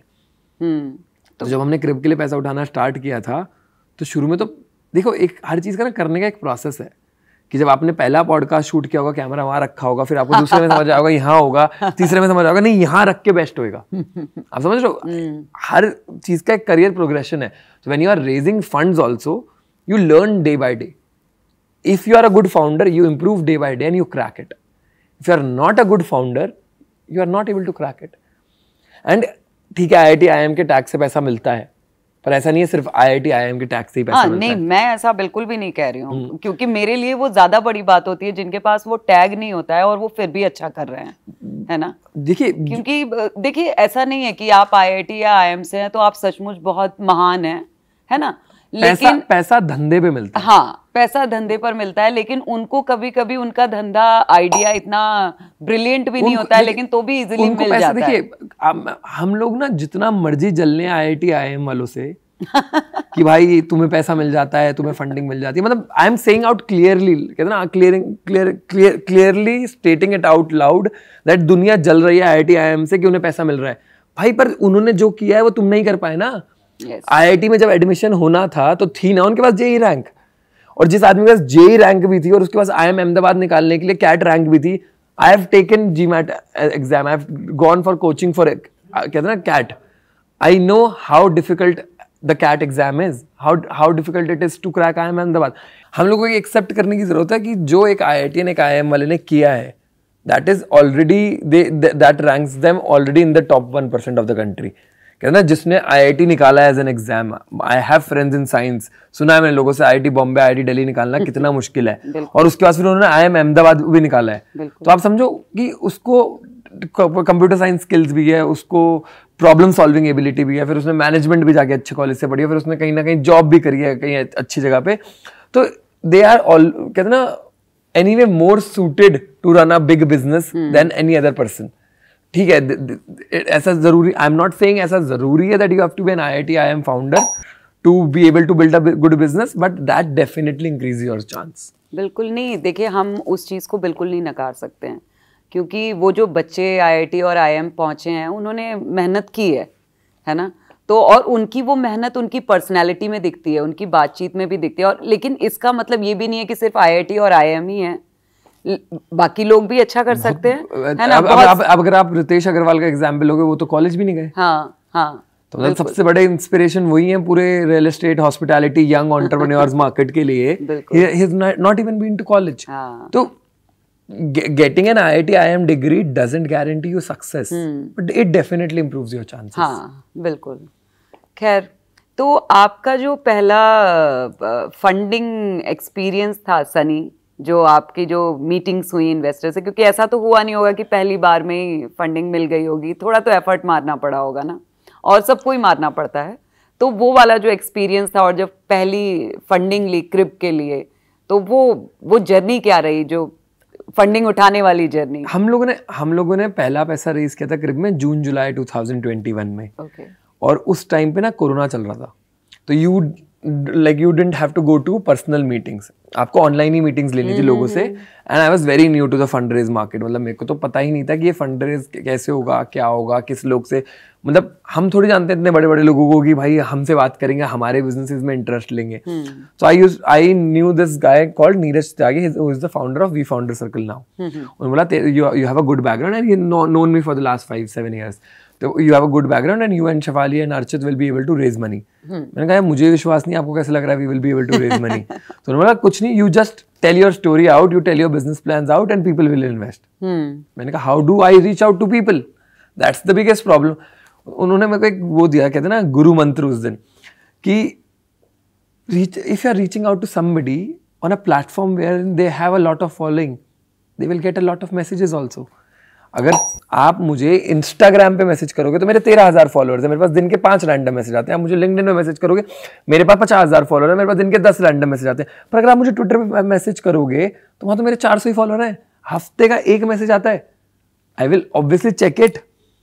तो this told me how to reach out to the right person, but not reaching out is not the only thing you need. Now comes, you have to convey, you don't have to drop hi, hello, what's up. Nobody will reply to your hi, hello, what's up. Write 3 lines on what you do, what you need from that person. So one fine night, I sat down and dropped 200 Twitter messages. To everybody I could think of. This is me, I've done this, I've sold a company, now I'm building them, would need your 15 minutes of time. I didn't ask for money, I would need 15 minutes of your time. Sent 100 messages from my phone, got blocked. Sent 100 messages from my co-founder's phone, got blocked on Twitter. And got blocked in the sense we were not able to send more messages. Twitter realized that LinkedIn भी मेरे ख्याल से शायद बंद कर देता है, आप एक ही मैसेज डाल सकते हैं. एक लिमिट के बाद बंद कर देता है. तो 100 लोगों को मैसेजेस कर दिए और अब इंतजार की बारी थी. क्या बैठ के इंतजार करना था किसका रिप्लाई आएगा. अगले दिन सुबह उठा, 200 में से 25 ने रिप्लाई कर दिया. 25 में से 10 कॉल पे आ गए, 10 में से 5 ने इन्वेस्ट कर दिया. वाह, मतलब पहली बार में 5 इन्वेस्टर एक साथ. मतलब ये ऐसा था कि 100 मैसेजेस डालने से पहले ना 5, 7, 10, 20 लोगों को मैसेजेस भेज के ट्राई किया गया था. उस 10 दिन की जर्नी में कि किस मैसेज पे रिप्लाई आता, किस पे. जिस the day I figured out कि ये मैसेज पे रिप्लाई आता, उस दिन 200 मैसेज. एंड लिटरली वो 10 मीटिंग मैंने एक सिंगल डे में ली. एक ही दिन मैसेज ड्रॉप किया, 4 दिन बाद की एक दिन की पूरी मीटिंग ली. सुबह 9 बजे बैठा, शाम के 7 बजे तक मीटिंग्स ली बैक टू बैक, और पहला 3 करोड़ रुपए क्रिप्टो के लिए रेज हो गया था उसी दिन में. क्या बात है, बहुत बढ़िया. ये एक दिन में हुआ था, पर इसके पीछे 1-1.5 महीने की मेहनत थी और 4 साल की जर्नी थी पुरानी. ना मैं आपको बोल सकता हूँ कितने महीने की मेहनत थी? 1.5 महीने की मेहनत थी. 1.5 महीने की मेहनत की. पहले नीरज सर से जाने से पहले लोगों से बात की, उनके बाद लोगों पे ट्रायल एंड एरर किए. फिगर आउट जब हो गया तो एक दिन में हो गया. वो कहते हैं आप एक बार फिगर आउट कर लो how to get a thing done, तो फिर तो कर तो 24 घंटे में सकते हो. लेकिन उस पूरी स्टोरी को बैकआउट करने के लिए कि भाई आगे क्या होगा, उसके लिए दिखाने के लिए पिछले 4 साल थे. When we started another company, sold it. तो वो मुझे वो फायदा था. अगर कोई नया एंटरप्रेन्योर स्टार्ट कर रहा है तो उसे थोड़ी मेहनत और ज्यादा करनी पड़ेगी. बिल्कुल. और ये आपके जो फाउंडर्स थे, जो आपके बाकी 2 को फाउंडर्स हैं जो आपके, इनसे कैसे मुलाकात हुई और ये आइडिया कैसे आया कि क्रिप बनाना है? तो देखिए, मेरे 2 को फाउंडर्स हैं. एक का नाम है शेफाली जैन और दूसरे का है अर्चित चौहान. तो Archit and I used to be school friends. मतलब the last distinct memory of a childhood की कौन सी ऐसी मेमोरी सोच सकता हूँ मैं अर्चित के साथ, तो ये है कि I am in class second, he is in class second and we are playing cricket, he is batting, I am doing the running. तो कहते हैं हम दोनों हमेशा ये बात करते हैं कि हाँ वहाँ बैटिंग रनिंग करते हैं, अब यहाँ बैटिंग रनिंग करने बैठ गए. तो तब से मैं जानता हूँ. एंड जब उसने इंजीनियरिंग ली थी तो I have been that kid, क्या यार तू इंजीनियरिंग क्यों ले. कॉलेज भी सेम था दोनों? नहीं, स्कूल सेम था ना. कॉलेज में तो उसने इंजीनियरिंग ले ली, मैंने कॉमर्स ले ली. मतलब मेरे को याद है मैं 11th क्लास में उसकी क्लास में जाता था. मैं कहा अब तो इंजीनियर बनेगा, ठीक है मेरे घर में फ्रिज ठीक होगा तो तेरे को बुला लूंगा. मतलब because I didn't value engineering. किसी ने मुझे समझाया नहीं क्लास 10th में कि इंजीनियरिंग की वैल्यू क्या है. मुझे लगता था फ्रिज एसी ठीक करने वाले लोग इंजीनियर है. तो मैंने उसके बहुत मजे लिए. और जिस दिन मुझे लाइफ में रियलाइज हुआ कि टेक्नोलॉजी कंपनी बनानी है तो एक बहुत तगड़ा कोडर चाहिए होगा, उस दिन मैं अर्चित के सामने लिटरली जाके बैठ गया. मैंने कहा मुझे नहीं पता, अपनी माइक्रोसॉफ्ट की जॉब छोड़ो, मेरे साथ स्टार्टअप कर. That is how I met Archit. Shefali and I have been college friends since her college day 1. तो I was her 1 year senior. तो हमारे यहाँ कॉलेज में क्या होता है, जब तुम्हारे नए जूनियर्स आते हैं तो तुम वहाँ जाके बैठते हो और बोलते हो चलो अपना इंट्रोडक्शन दो. अब वो थोड़ा होता जो कहते हैं ना basic part of the ragging की, हम नाम पूछ रहे हैं, कॉलेज पूछ रहे हैं, तो वो था. And we have been friends since. तो उस टाइम से फिर then we participated, like we started an entrepreneurship cell of our college together, then we started a brokerage firm, then we started Yoursell together. तो we have been working together for the last 1 decade now. मतलब 2025 में हम लोगों को 1 decade हो जाएगा साथ में काम करते हुए. Very nice. सनी, जैसे मुझे अभी क्रिप को ही लेकर के कुछ क्वेश्चन्स आ रहे हैं. जैसे आपको क्रिप से बहुत ज्यादा ऑब्सेशन हो गया है ना? And I am liking it. क्योंकि मुझे जानना है ना, देखो जिनके पास प्रॉपर्टीज होती है ना, तो उनको अब उनको मिल गया कि अरे वाह, ये तो बड़ा इजी सा आरामदायक जगह है जहाँ पर आपको बस आना है और आपके टेनेंट्स आकर के यहाँ से जुड़ जाएंगे, है ना? तो अच्छा है ना, मेरे को एक बड़ा अच्छी जगह मिल रही है, मैं इसीलिए उसके बारे में और ज्यादा जानना चाह रही हूँ. अब मुझे इसमें ये जानना है कि जैसे जो लैंडलॉर्ड्स हैं, उनको उनके काम को आपने आसान तो बनाया है, लेकिन उनके लिए फायदा इसमें क्या है? आसान तो है, लेकिन उनको फायदा किस चीज का मिल रहा है, मुझे ये जानना है. मतलब देखिए, देखा मेरे इस सवाल का जवाब नहीं है. नहीं, देखिए काम आसान कर दिया, दैट्स इनफ फायदा ना. नहीं, वो तो काम आसान हुआ है, लेकिन उनको कुछ किसी तरह का और क्या फायदा मिल रहा है? कुछ रुपए पैसे का या कुछ कोई फायदा नहीं, मतलब उनका काम बस उस पर आसान हुआ है. देखिए, हम ऐसी कंपनी नहीं है जो आपको कैशबैक देंगे. वो दुनिया ना 10 साल पहले चलती थी इंडिया में कि आप नई इंडस्ट्री खोलेंगे तो आप उनको पेमेंट लेने पे कैशबैक लेंगे. We manage around close to 3,000 crores of rental every year. क्या बात है. For these. मैं चाहूंगी ये नंबर फिर से बोला जाए. नहीं, बस एक बार काफी उससे ज्यादा नजर लग जाती है. तो we manage close to 3,000 crores of rental every year for these 1,75,000 tenants we manage for these landlords. But we have a very strict policy. We don't give any cashback neither to the landlord nor to the tenant. We don't want to. कहते हैं ना, we give them a free trial of the product. तुम 3 महीने use करके देखो, तुम्हारे कोई पैसे नहीं लगेंगे, कोई मैसेजिंग कॉस्ट नहीं है, कोई किसी तरह की कॉस्ट नहीं है. But I don't want them to get in a habit कि मुझे ये यूज करने के पैसे मिलते हैं. भाई, ये एक प्रोडक्ट है जो आपकी प्रॉब्लम सॉल्व कर रहा है, तो मैं पैसे कमाना चाहता हूँ. ठीक है, it's good that I want to solve for the market, I want to create an impact, I am passionate about doing this. But at the end of the day मेरे को भी अपने बच्चों को स्कूल भेजना है. कि मुझे बिल्कुल सही बात है. और देखिए, ये मेरा ये सवाल पूछने के पीछे मकसद भी यही था, क्योंकि बहुत सारे लोगों को ये लग सकता है, जो हमें इस वक्त देख रहे होंगे, उनको ये लग सकता है कि क्या इसमें कुछ आमदनी में भी कुछ मिलता है, कुछ पैसा भी मिलता है. देखिए, आमदनी से आता है ना, आपके खर्चे कम हो जाते हैं. जैसे अगर 10 लोगों का स्टाफ रख रखा है, तो आप 8 लोगों का कर लेंगे, क्योंकि सब कुछ ऑटोमेटिकली मैनेज होने लगेगा. आपकी लीकेजेस कम हो जाएंगी. आपकी प्रॉपर्टी पे 100 बच्चे रहते हैं, 2 स्टाफ है, वो रेंट ले लेते हैं, इधर उधर कर देते हैं, कमरा खाली है, कमरा भरा हुआ है, आपको पता ही नहीं. अब आपको एक ट्रांसपेरेंसी मिलने लगेगी. तो हम लोग लीकेजेस प्रिवेंट करते हैं, हम लोग स्टाफ रिडक्शन करवाते हैं आपका स्टाफ में. तो आपको इस तरह के बहुत फायदे. नहीं, आपने तो एक तरह से जो पीजी जो अपार्टमेंट्स होते हैं, उसमें जो ऑफिस सेटअप है उन लोगों का, या रिसेप्शन पे जो व्यक्ति बैठा हुआ है, मतलब मुझे लगता है कि सिर्फ एक सिक्योरिटी गार्ड के होने से और एक व्यक्ति रिसेप्शन पे होने से ही उनका काम पीजी का पूरा चल सकता है, क्योंकि बाकी सारी चीजें तो आप लोग अपने लेवल पे मैनेज कर रहे हैं. हाँ, हम लोग मतलब अब उनको कोई इस वाली टीम की जरूरत ही नहीं है कि जो रेंट लेकर के आए, जो प्रॉब्लम जो फालतू के लोग थे इस पूरे सिस्टम में, वो खत्म हो जाते हैं. जो पैसा, देखिए सबसे बड़ी दिक्कत क्या है इंडिया में, जब ये ऐसे बिजनेस में ना पैसा बहुत खा जाता है. पीजी या तो किसी का फुल टाइम बिजनेस है तो बड़ा सेटअप है, पार्ट टाइम बिजनेस है तो वो तो है ही नहीं ना वहाँ पे अवेलेबल. पीछे से स्टाफ कुछ भी कर रहा है, कहीं भी चोरी हो रही है, वो सब बहुत प्रिवेंट होती है. मतलब लोगों के पुराने पैसे निकल आते हैं, जब वो सिस्टम में अपलोड कराते हैं, कोई पैसे नहीं दे रहा था 6 महीने पहले से, उसको इतने पैसे भेज दे कि वो पैसे दे गया. ऐसे लोग भी है कि पुराने पैसे निकल आते हैं. तो देखिए, अलग तरह के अलग अलग फायदे हैं, पर वो ऐसा वाला कोई फायदा नहीं है किसी. तो ऐसा भी कुछ है कि जो लोग टाइमली रेंट नहीं दे रहे हैं और जिनका बहुत बार नोटिफिकेशन जा रहा है, तो उनको कुछ स्पेशल कुछ मैसेज जाता है या कुछ होता है? देखिए, उसमें क्या होता है कि आप एज ए लैंडलॉर्ड, क्योंकि लोग तो टेनेंट्स तो इग्नोर भी कर सकते हैं. आप एज ए लैंडलॉर्ड ये कर दीजिए कि मैं 5 तारीख के बाद अगर रेंट होगा तो ऑटोमेटिकली क्रिप पेनल्टी लगा देगा 150 रुपए की. तो ये भी है आपका, वो ऑटोमेटिकली लग जाएगी. आप पर डे हिसाब से लगा सकते हो, आप परसेंटेज के हिसाब से लगा सकते हो, आप ब्रैकेट के हिसाब से लगा सकते हो. तो वो पेनल्टी लगे, वो ऑटोमेटिकली लग जाएगी. टेनेंट को रेंट देने के लिए वो देनी पड़ेगी पहले. तो आप बोलो यार, मैं तो एज ए लैंडलॉर्ड, मैं तो सिस्टम में यार, मैं तो ऑटोमेटिक है कि क्रिप लेना, मैं क्या करूँ. पेनल्टी आपको मिलेगी पूरी पैसे, हम कुछ नहीं लेंगे. आपने एक फाइन चार्ज कर रखा है. बहुत बढ़िया, ये तो काफी अच्छा है, काफी आसान है. मतलब बहुत लोग हमारी फीस जो होती है वो चार्ज, जैसे आपके अगर 500 टेनेंट हैं तो 30-40 तो डिफॉल्ट करेंगे ही करेंगे. और अगर 30-40 ने 3 दिन में डिफॉल्ट किया और आपने 100 रुपए पर डे की पेनल्टी ले ली, तो आप कमा गए ना बहुत सारे पैसे. हाँ, तो ये पेनल्टी किसके पास जाती है? लैंडलॉर्ड के पास? अच्छा, हम कोई पार्ट नहीं रखते इसका। तो आपका फिर बिजनेस मॉडल क्या है? हमारा बिजनेस मॉडल है, हम पर बेड चार्ज करते हैं 20 रुपए से लेके 50 रुपए पर मंथ। अच्छा। तो अगर आपके लेट से 100 टेनेंट हैं तो हम आपसे 2000 से 5000 रुपए depending on the plan you choose पर महीना लेंगे। That includes everything. We want to keep it as minimum as possible. मतलब सिर्फ यही आपका बिजनेस, और इसके अलावा कोई और? आप अभी हम लोग फाइनेंसिंग और इन सब में जा रहे हैं कि आपके जैसे 6 महीने में, पिछले आपने 6 महीने में 5 करोड़ का रेंट कलेक्ट किया मेरे प्लेटफॉर्म पे, और मुझे पता है अगले 6 महीने के रेंटल्स आपके हैं जहाँ 5 करोड़ आएगा, तो मैं बोल सकता हूँ आपको आगे वो 5 करोड़ रुपए मैं कलेक्ट कर लूंगा, आप मेरे से 4.5 करोड़ आज ही ले लो, आप अपना बिजनेस बढ़ा लो। तो हम इस तरह के फाइनेंसिंग ऑप्शंस में जा रहे हैं और चीजें एक्सप्लोर कर रहे हैं। अभी बेसिकली टेक्नोलॉजी है। Nice, very good. तो फ्यूचर में अभी कहाँ और किन किन शहरों में आपका पहुंचने का प्लान है?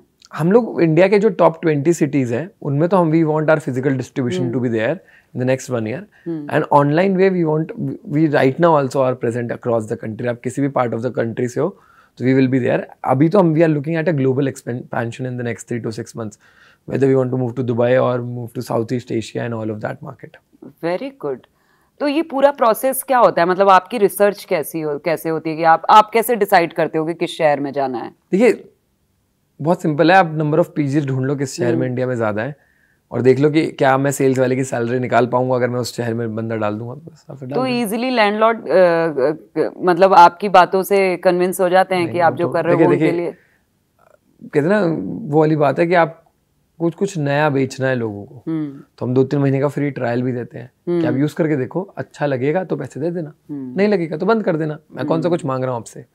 तो वो थोड़ा कन्विंसिंग साइकिल है कि कुछ नया है, कुछ वो है कि भाई जब हम लोगों ने पहली बार उबर का कॉन्सेप्ट सुना था तो वो था ना कि यार ये कैसे गाड़ी आ जाएगी उनसे। तो आज भी वही है कि हमारी मार्केट में हम नए हैं, धीरे धीरे सीख रहे हैं लोग। अभी कितने लोगों की टीम है टोटल आपकी पूरी? अराउंड 70 लोग, 65-70। और ये सारे अलग अलग शहरों में, हर जगह अलग अलग। खुश हैं सारे लोग? मजा आ रहा है सबको काम करने? देखिए हम लोगों का ये मानना है कि आज तक ऐसा कभी नहीं हुआ हमारी कंपनी में किसी ने ज्वाइन किया और वो खुद छोड़ के चला गया। अच्छा। या तो हम लोगों ने ही लेट गो किया या हम लोगों ने अप्रेजल रोक दिया कि भाई यू रिजाइन योर की कर दो, पर ऐसा कभी नहीं हुआ टचवुड की कोई आके बोल रहा हूँ मैं खुश नहीं हूँ कंपनी में इसलिए मैं रिजाइन करना चाहता हूँ। We still have most of the early employees in the company, जिसने फर्स्ट 5 जो लोग जो सेल्स में ज्वाइन किए थे, जो 2-3 महीने से ज्यादा रुक गए थे शुरू में ट्रेनिंग में, आज भी सारे लोग हैं कंपनी। कस्टमर सक्सेस में भी सेम है। तो सनी ये बिजनेस वाला जो दिमाग है, जो माइंड, बिजनेस माइंड जो है, ये कहाँ, ये फैमिली से आया? घर में बिजनेस, मतलब पापा का बिजनेस था अपना और वहीं से पुश मिला कि हाँ बिजनेस ही करना है, जॉब तो करना ही नहीं है? देखिए जॉब तो वैसे ही नहीं करना था, मतलब वो तो डिसाइड कर लिया था कि जॉब करेंगे तो फिर उसके लिए तो आई एम अहमदाबाद टाइप जगह जाके इन्वेस्टमेंट बैंकर बनना, कुछ ऐसा करना है तो करना है, वरना जॉब तो नहीं करना। और बिजनेस कहीं ना कहीं कहते ना, I belong to that caste कि जब आप नेटफ्लिक्स देख रहे हो ना तो वहां पर कोई स्क्रीन पे बनिया बोलता है तो इंग्लिश में नेटफ्लिक्स ट्रांसलेट करके उसे सबटाइटल में ट्रेडर बोलता है। तो I come from that Baniya caste in India जहां पर everybody in my family is doing something और the other business. The next generation is just trying to mould that business into a startup. कि India के biggest of the businesses were Baniya owned before, now in India के biggest of the startups whether it's Oyo, Flipkart, Myntra are कहते ना बनिया own. तो वो कहते ना मैं I won't take the credit कि मैंने बनाया अपना ये दिमाग या मैंने वो क्या, it has also been passed on generation wise also कि एवरीबडी इन द फैमिली।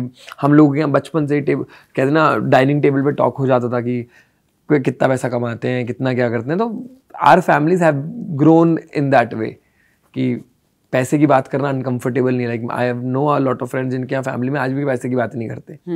तो वो जिस तरह की परवरिश हो, जिस तरह की फैमिली अपब्रिंगिंग हो, वो डेफिनेटली हेल्प करती है। ऑब्वियसली उसका तो फायदा फिर कॉलेज में जाके इतना कुछ एक्सपेरिमेंट किया, फूड स्टॉल लगाया, मार्केटिंग एजेंसी रन की, ब्रोकरेज फर्म खोली खुद की, लोगों को पीजी दिलाए। तो फिर कहीं ना कहीं समझ में आ जाता है ना कि यार देखो जितनी नौकरी लगनी थी रामजस कॉलेज से 30-40-50 हज़ार रुपये महीने की, उतना तो वैसे ही कमा लेते हैं, कुछ और करके ही देख लेते हैं। बिल्कुल बिल्कुल सही बात है। नाइस। तो मैं चाहूँगी क्योंकि आपकी ऐसा नहीं है कि आपने स्टार्टअप अभी शुरू किया है, आपने स्टार्टअप मतलब आपका जो दिमाग है वो तो बहुत सालों से चल रहा है कि बिजनेस में ही खेल रहे हो आप इतने सालों से ना, तो बड़ी अच्छी बुरी हर तरह के अनुभव रहे होंगे आपके। जो बच्चे स्टार्टअप शुरू करना चाहते हैं अपना, या अपना कुछ बिजनेस करना चाहते हैं, मैं चाहती हूँ कि आप उनको कुछ अच्छे टिप्स दें कि अगर वो स्टार्टअप की दुनिया में आ रहे हैं तो वो क्या 10, 5, 3, 4 वो क्या चीजें हैं जो उनके पास होनी बहुत जरूरी हैं जिसको लेकर के वो आगे बढ़ सकते हैं और सफल हो सकते हैं?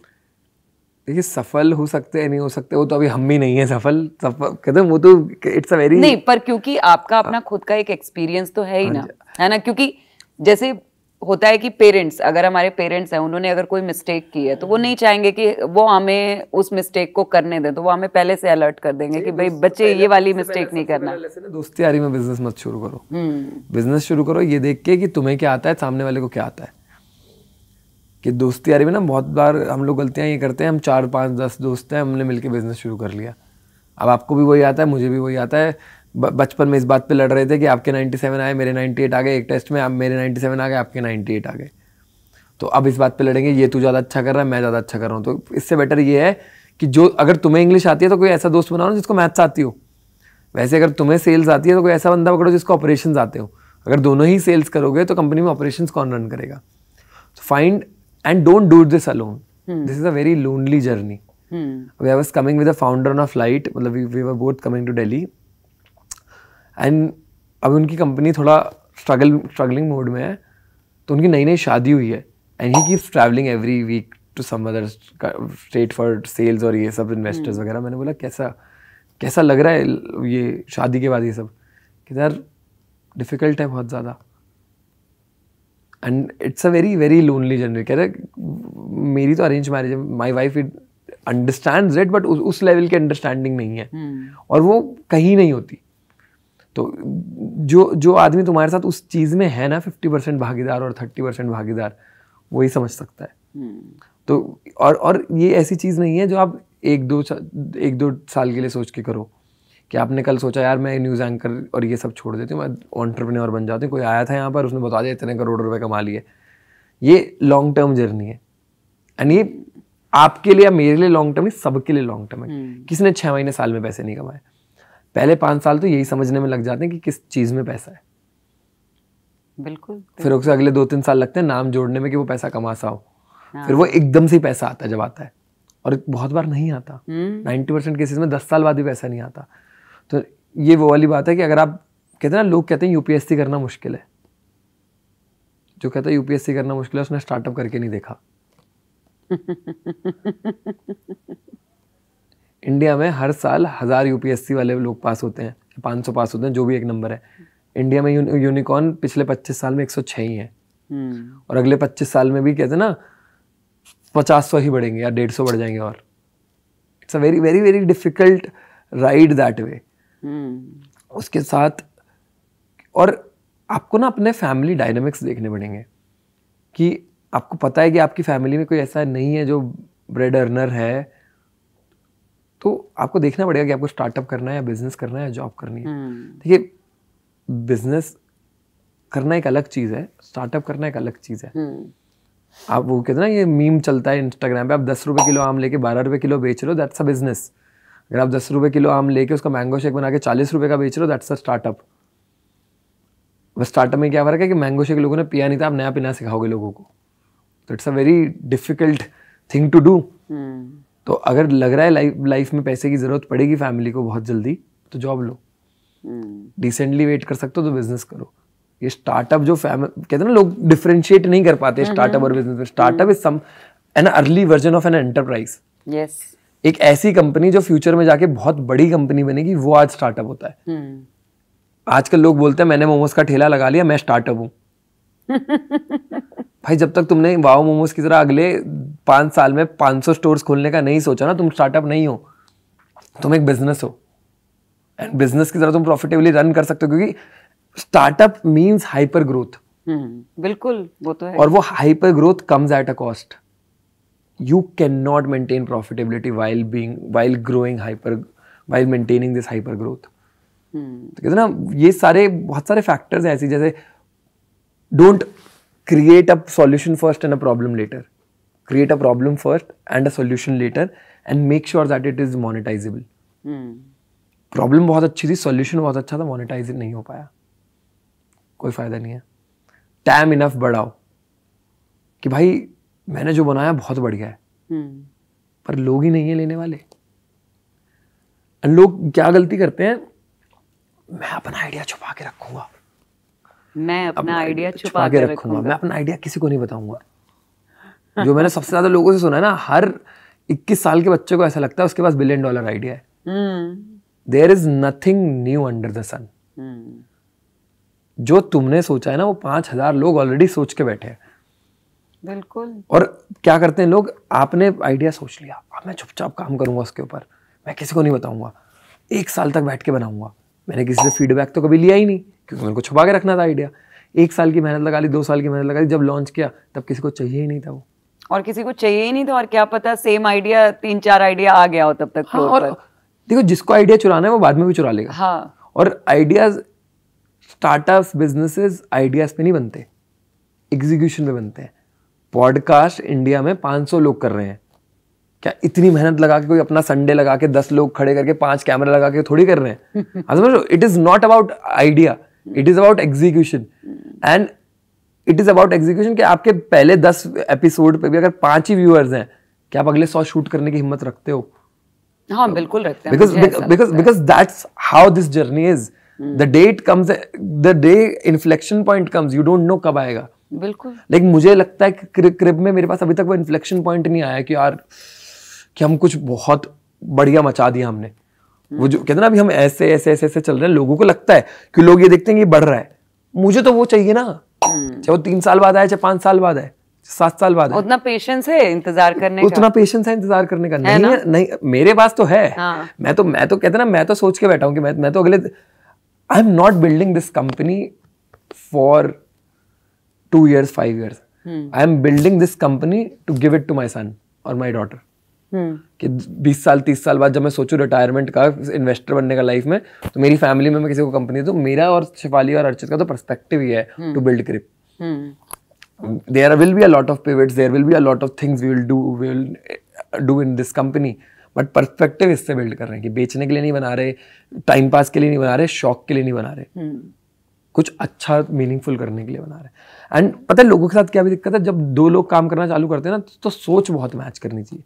आपका स्किल सेट मैच करके आपकी सोच मैच नहीं कर रही।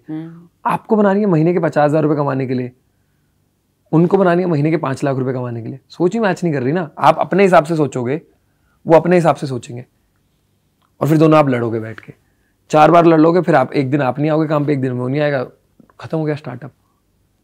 तो आप जो तीनों फाउंडर्स हो, तीनों अलग अलग, मतलब आप तीनों का कोर क्या है, अलग अलग क्या क्या रिस्पॉन्सिबिलिटी निभाते हो? I take care of the marketing, PR, investments, business planning, everything. Shefali takes care of the whole execution and product. Archit takes care of the whole tech. हमारे में बहुत सिंपल है, प्रोडक्ट कॉल है तो शिफाली लेगी, take call है तो अर्चित लेगा, अगर बिजनेस कॉल है तो सनी लेगा। We will debate, we will fight over it, but final take पता है कौन लेगा। अगर इंटरव्यू इनवाइट आएगा क्रिप को तो सनी ही आएगा, ऐसा नहीं कि बाकियों का मन नहीं करता, but we have divided it that way. लेकिन मैं तो चाहूंगी कि एक बार तीनों को आना चाहिए। डेफिनेटली नेक्स्ट एपिसोड करेंगे कभी हाँ, कभी बिल्कुल। तो वही ना कि हम वो तो बहुत सारी बेसिक चीजें होती हैं जो स्टार्टअप करते वक्त लोगों को ध्यान रखनी बहुत जरूरी है। बिल्कुल, वो तो है ही। सनी, जो बच्चे स्टार्टअप की दुनिया में आना चाहते हैं, क्योंकि हालांकि अभी हमने इससे पहले जो बात की वो भी काफी कुछ इससे मिलती जुलती थी, लेकिन फिर भी अगर आपको कोई स्टार्टअप शुरू है, जैसे मुझे ही कोई स्टार्टअप शुरू करना है, या हमारे इस वक्त जितने भी लोग यहाँ पर मौजूद हैं, कोई स्टार्टअप शुरू करना चाहता है, तो 0 से लेकर के वो जर्नी कैसे शुरू होनी चाहिए, और क्या उसके लिए रिसर्च होनी चाहिए, क्या आपकी प्लानिंग होनी चाहिए? देखो, मुझे ऐसा लगता है जो आजकल इंडिया फॉलो कर रहा है, स्टार्टअप कैसे स्टार्ट करते हैं, कि आपने सोच लिया मुझे स्टार्टअप करना है, सबसे पहले जाते हैं CA के पास, एक प्राइवेट लिमिटेड कंपनी रजिस्टर कराते हैं, फिर जाते हैं फेसबुक और लिंक्डइन और इंस्टाग्राम पे फाउंडर एंड CEO @ वो अपलोड कर देते हैं, फिर एक लोगो बनाते हैं बैठ के, फिर उसका इंस्टाग्राम पेज बनाते हैं, फिर कहते हैं ना ये सब इंस्टाग्राम पेज पे ये सब करना चालू करते हैं। And I don't believe this is the right way to startup. आपने जितने भी ये स्टेप्स लिए, ये सब अननेसेसरी स्टेप्स थे, ये सारे ऐसे स्टेप्स थे जो आप इसलिए ले रहे हो क्योंकि आपको ना ये फिगर आउट करना जरूरी है, आपको फाउंडर शौक के लिए, फेम के लिए बनना है, या आपको फाउंडर जेन्युइनली प्रॉब्लम सॉल्व करने के लिए बनना है। और अगर आपको फाउंडर प्रॉब्लम सॉल्व करने के लिए बनना है तो ये सब करना ही नहीं था। तो आपको क्या करना था, दैट इज, फॉर एग्जाम्पल, मुझे ये शर्ट बेचनी है, मुझे आज शर्ट की मैंने सोच लिया कि इंडिया में अच्छी शर्ट्स नहीं है, मैं अच्छी शर्ट बना के बेचूंगा, मैं शर्ट ब्रांड खोलूंगा। तो आपको लगता है कि मुझे पहले कंपनी रजिस्टर करानी चाहिए थी, मुझे पेज खोलना चाहिए था, मुझे फाउंडर एंड CEO अपलोड करना चाहिए था? ये सब नहीं करना था। मुझे क्या करना था, मुझे अच्छी शर्ट्स बनानी थी जो मुझे लगता है मैं बना सकता हूँ। पहले 5-10 अपने क्लोजेस्ट ऑफ दोस्तों के पास जाना चाहिए था। आप कभी भी अपने दोस्त के पास मत जाना फीडबैक देने, क्योंकि आपके 2 तरह के दोस्त होते हैं। एक जो आपकी बिन बात पे चढ़ा देते हैं, एक जो बिन बात पे उतार देते हैं। मतलब आप कुछ अच्छा भी कर रहे होंगे तो वो एकदम डिमोटिवेट कर देते हैं, और एक ऐसे जो बिन बात पे, और सनी तू तो सब बढ़िया करता है। I have both kind of friends, don't go to them, go to your friends of friends. For example, आप मेरे दोस्त हो, मैं आपके पास नहीं आया, लेकिन आपका जो बेस्ट फ्रेंड है वो मेरी बात सुन लेगा, क्योंकि कॉमन लिंक हो, उससे फीडबैक ले सकता हूँ मैं। मैंने ऐसे 10 लोगों को शर्ट दिखाई, आपके 2 दोस्तों को, अपने दूसरे दोस्त के 2 दोस्तों को, ऐसे 10 रैंडम लोग पकड़े मैंने। रैंडम पकड़ने की दिक्कत क्या है, रैंडम लोगों पे वो इतना वो नहीं देंगे हमें कि भाई इतनी बात सुनने के लिए, पर दोस्तों का तो बात तो सुननी पड़ेगी आधा घंटा।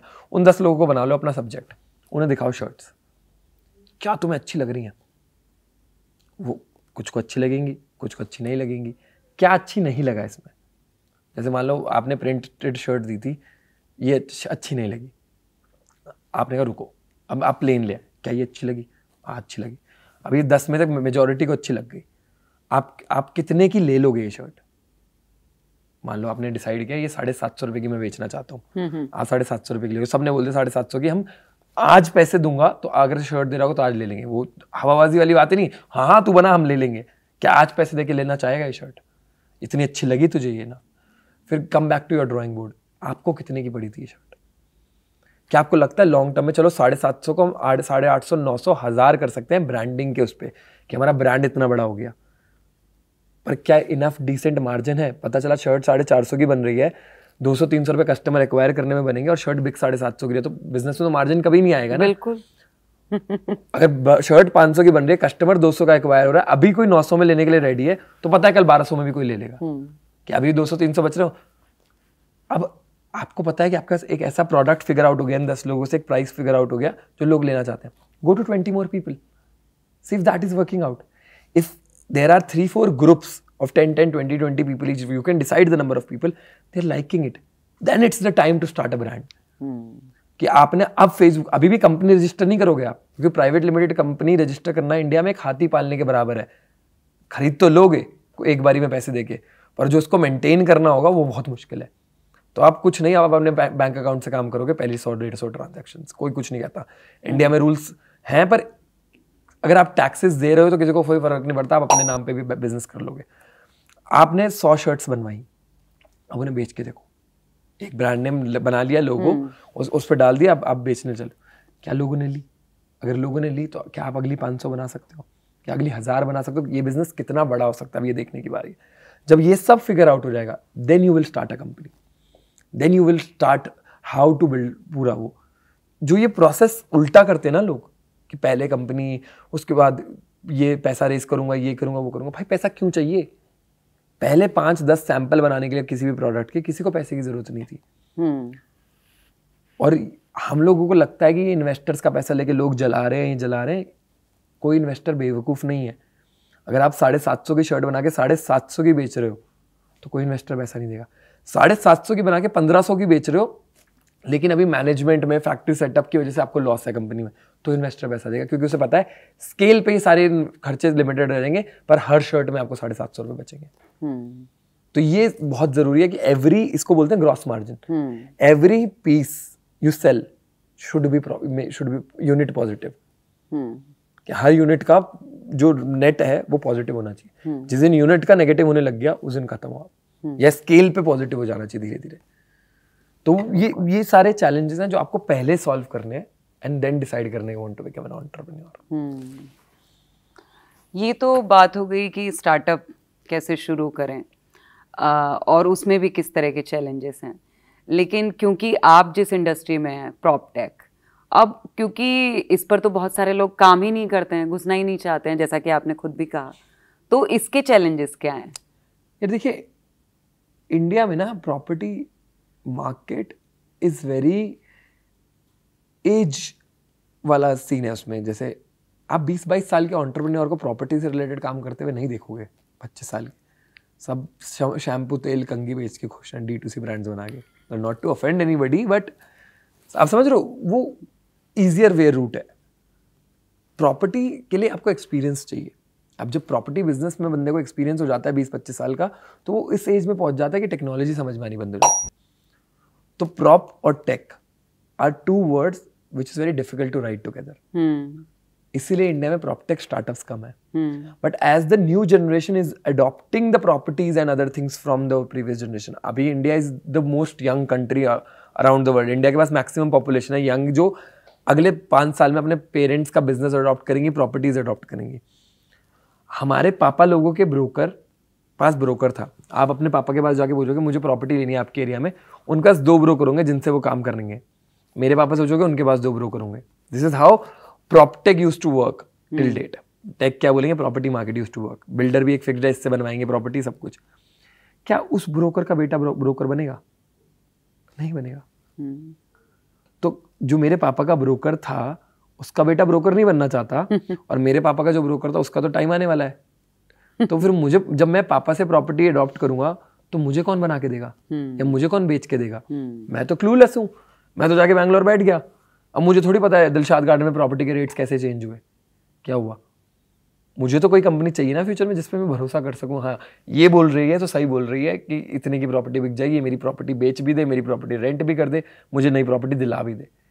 तो India has a very good scope of proptech in the future. Past में it has not worked out, but we are very high as a company के नेक्स्ट 25 ईयर्स। फिनटेक का बूम आया, खत्म हुआ, एडटेक का बूम आया, खत्म हुआ, अब अगला बूम प्रॉपर्टेक का आएगा। You will see more people coming in when this younger generation of developers and all these kids are taking over their businesses from their parents, then expertise comes from the parent and the tech comes from the new kid.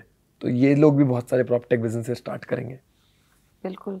फिर तो आगे आपकी plannings क्या इस तरह की भी हैं कि इसको पूरा AI से जोड़ करके कुछ कर दिया जाए इसके साथ? देखिए मैम, AI तो कहते हैं ना, मुझे तो ज्यादा AI क्योंकि आज नहीं मुझे समझ में आता है, इसलिए मैं पूछ रही हूँ। मुझे तो ज्यादा, अब मैं इसमें ढूंढ रही हूँ कि इसमें AI कैसे घुस सकता है। AI हम लोग as a company we keep कहते हैं ना वैसे वाले डिस्कशंस, क्या करेंगे फ्यूचर में। प्रेजेंट सॉल्व होना, लोगों को फ्यूचर की बढ़िया हमारे, नहीं पर फ्यूचर जानना होता है ना। जैसे हम अगर कोई भी आइडिया हमारे पास है तो हम अपना फ्यूचर तो लेकर के चलते हैं ना। हम अगर 10th का एग्जाम दे रहे हैं तो हमें ये पता है ना कि हमें ग्रेजुएशन किस सब्जेक्ट में करना है। डेफिनेटली, इसलिए हम लोग मीटिंग्स होल्ड भी करते हैं क्वार्टरली, एनुअली, मंथली, जहाँ में भी डिस्कस की क्या प्लान्स हैं। मैं और शिवाली तो कभी भी बैठ जाते हैं प्लान डिस्कस करने। देखिए AI is going to change every industry.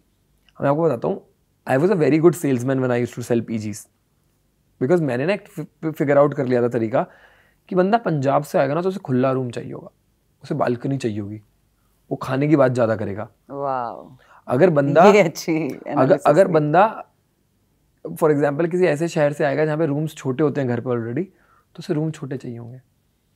बंदा किसी ऐसे पार्ट ऑफ द सिटी से आएगा जहाँ फैंसी घर मिलते हैं, तो उसे फैंसी वाली प्रॉपर्टी चाहिए होगी। किसी टाइप के बंदे के लिए डिस्टेंस मैटर करेगा, किसी टाइप के बंदे के लिए पैसा मैटर करेगा। अगर बंदा फॉर एग्जांपल टॉमी की शर्ट पहन के आएगा तो 13,000 की अकोमोडेशन लेके जाएगा, लेकिन अगर वो नॉर्मल नकली सी शर्ट पहन के आएगा तो वो 10,000 का PG लेके जाएगा। This is something I decoded as a human mind, कि मुझे उसके कपड़े का ब्रांड देख के पता था मुझे कौन सी प्रॉपर्टी पिच करनी है। And this is no rocket science. मुझे उसकी स्टेट देख के पता था, उसका कॉलेज देख के। हंसराज था तो मुझे पता था कि हंसराज वाला बंदा मलखागंज में प्रॉपर्टी लेगा, कमला नगर में नहीं लेगा। तो आप समझ रहे हो? तो ये सारा डेटा जो सनी गर्ग को पता था, ये तो सनी गर्ग के 500 लोगों के सेट पे था ना, कि उसने आज तक 500 लोगों को बेचा है, उस पर जो सेट बना उसने ये डिफाइन कर लिया। मेरा सॉफ्टवेयर तो बहुत सारे डेटा एनालाइज करेगा, 1.5, 2 लाख, 5 लाख, 10 लाख टेनेंट्स, किस तरह का टेनेंट किस तरह की प्रॉपर्टी में रहता है। Then it can be fed to an AI कि भाई जो सनी ने 500 लोगों का सेट बनाया था वो 10 लाख लोगों का सेट बनेगा। फिर आपको नहीं लगता कि एक ऐसा AI ब्रोकर आएगा जो आपको बोलेगा हाय रंजना आप यहाँ से हो, ये हो, मेरे पास ये 3 प्रॉपर्टी जो आपको पसंद आएंगी, और वो 3 प्रॉपर्टी आपको 3,000 प्रॉपर्टी जो नो ब्रोकर पे लिस्टेड है उससे बेटर पसंद आएंगी। बिल्कुल, बिकॉज जो लोगों की प्रोफाइल रंजना जैसी थी उन्हें ये 3 प्रॉपर्टी पसंद आई थी। तो there is a lot of AI that will come into proptech, that is going to revolutionise the whole market. तो आपके आपके अपने खुद के भी तो चैलेंजेस काफी बड़े रहे होंगे जब आप इस प्रॉप टेक इंडस्ट्री में आप घुस रहे हैं। प्रॉपर्टी वाला मामला तो बड़ा मुझे तो बड़ा मुश्किल लगता है। मैं पहली बार जब प्रॉपर्टी लीज करने गया था कि मुझे लैंडलॉर्ड बनना है, मुझे तो अपनी खुद की तो प्रॉपर्टी थी नहीं। हम भी ऐसे थे, ब्रोकरेज का काम करते थे, पीजी हॉस्टल का। हमने सोचा हम अपने हॉस्टल खोलेंगे। मैं करीब 19 साल का था तब। मेरी दाढ़ी भी सही से नहीं आती थी। मैंने एक लैंडलॉर्ड को जाके बोला मुझे अपनी प्रॉपर्टी किराए पे दे दे और मैं तेरे को 4 लाख रुपए महीना किराया दूंगा। फिर एंड उसका एक्सप्रेशन ऐसा था कि तू मुझे 4 लाख रुपए महीना किराया दोगे, तुम 3-4 बच्चे मिलके, कैसे? समझाया नहीं समझा। फिर एक छोटी प्रॉपर्टी ली जिसका किराया 30-40 हज़ार रुपये था। ऐसी 3-4 प्रॉपर्टी ली, चला के देखी। फिर उससे थोड़ी बड़ी प्रॉपर्टी ली। फिर एक ऐसा आदमी ढूंढ लिया मार्केट में जिसको सब जानते थे। उन अंकल को बैठा के स्टोरी सुनाई, सब कन्विंस कर दिया। उन्होंने अपनी प्रॉपर्टी, तो उनको देख के और लोग प्रॉपर्टी देने लग गए। देखिए, this is not going to be a journey of roses. नहीं, वो तो बिल्कुल सही बात है। बेड ऑफ रोजेस कि भाई आप आओ, आपके लिए बना हुआ है। मैंने तो लिटरली ऐसे दिन भी देखे हैं जहाँ पर कहते ना रात को खाना खाने के पैसे नहीं बचे, उधारी पे खाना चल रहा है। क्यों? क्योंकि सारा पैसा प्रॉपर्टीज में लग गया, सब इधर लग गया। अभी आएंगी बुकिंग्स आएंगी, ये होगा, सब उधारी पे चल रहा है। इंटरेस्ट देने के लिए लोगों से पैसा उधार लिया जा रहा है। तो एंड वही वाली बात है ना, आप अगर खुश नहीं रहोगे काम करते हुए अपना, तो आप वो फाइट नहीं मारोगे। कि वो जो फाइट मारने के लिए चाहिए होता है ना, वो पैशन चाहिए होता है। और वो पैशन आपको ना और बेहतर करने के लिए भी आगे लेकर के जाता है। क्योंकि आप जब किसी चीज में संघर्ष देखते हैं ना, जैसे आपको सब कुछ बना बनाया मिल गया तो आपको उसकी वैल्यू नहीं है अपनी जिंदगी में। लेकिन आपने अगर किसी चीज को पाने के लिए मेहनत की है तो आप उसकी कद्र भी करेंगे, है ना? तो कदर करना बहुत जरूरी है कि हमें जो मिला है और हमने जब वो अपनी मेहनत से पाया है। मतलब मुझे ऐसा लगता है कि अगर कोई बिजनेसमैन है या कोई स्टार्टअप का फाउंडर है तो ये नहीं है कि वो सिर्फ फाउंडर हो गया। मतलब उसको अपनी कंपनी में टेक से लेकर के और ऑफिस बॉय तक वो किस तरह से कैसे काम कर रहा है, उसको सब कुछ मालूम होना चाहिए। यू वोंट बिलीव, हम लोगों का रेवेन्यू था 50 लाख रुपए महीना एक टाइम पे, और मैंने झाड़ू भी मारी है। शिफ्टिंग देनी थी। आपने मेरे से रूम ले लिया 35,000 रुपए महीने रेंट पे, और मेरा पूरा स्टाफ बिजी है, और आपको अगले 1 घंटे बाद शिफ्टिंग देनी है और रूम गंदा पड़ा है। अगर आपने कैंसिल कर दिया तो मेरा साल का 4 लाख रुपए का नुकसान है। नो मैटर जितना बड़ा मर्जी बड़ा आदमी हो सनी, तो अपने आप को जितना मर्जी बड़ा खलीफा समझता हो, पर मेरे लिए तो 4 लाख का कस्टमर मैटर करता है ना। मारिए झाड़ू मैंने और मेरे को फाउंडर से मिलके, करें बेड पे चादरें बिछाई हैं। लाइक आई कैन डू झाड़ू पोछा चादर बिछाना better than any other male you know. क्योंकि मैंने ये सब बहुत होते हुए देखा और मैंने बहुत बार किया भी है। And I don't mind doing that even today, because that's how I built my company. And उसमें क्या शर्म, जो तुम्हारा काम है उसमें क्या शर्म। हम लोगों के यहाँ किचन विचन्स थे, तो कहते ना किसी को खाना डाल के देने में मुझे आज भी कोई शर्म नहीं है। We built a hospitality business. This was my business to feed people. This was my business to make sure everybody around me is comfortably living. अब किसी लैंडलॉर्ड को या किसी टेनेंट को आपसे जुड़ना है तो वो आपको कैसे ढूंढेगा, कहाँ आप मिलेंगे उन्हें, वो कैसे क्रिप के साथ जुड़ सकता है? क्रिप के साथ मुझे मैसेज कर दीजिए किसी भी सोशल मीडिया पे। सबके पास तो आपका नंबर नहीं होगा, लेकिन उन्हें पता होगा कि क्रिप कैसे काम करता है। Crip.in, तो आप ऐप डाउनलोड, बहुत सिंपल तरीका है क्रिप ऑनबोर्ड करने का। आप क्रिप ऐप डाउनलोड करो, ओटीपी लॉगिन करो और हेल्प पे क्लिक कर दो। अगर आप हेल्प पे भी नहीं क्लिक करोगे, आपको हमारे कॉल सेंटर से कॉल आ जाएगा। We make sure. अगर आप मेरी ऐप आज भी अभी अपने फोन में डाउनलोड करोगे और आप सेटअप अकाउंट में जाओगे, हेल्प क्लिक करोगे, तो मेरे पास अभी भी नोटिफिकेशन आता है। Although I don't react to that notification, there is a team that does it, but I keep checking कि किसी ने हेल्प क्लिक किया है लैंडलॉर्ड ने, तो उसका रेजोल्यूशन हैंड टू हैंड हो। और जैसे ही हेल्प क्लिक होएगा तो आपके पास वो आ जाएगा। और जैसे ही आप साइन अप भी करोगे, हमारी सेल्स टीम बैठी किस लिए?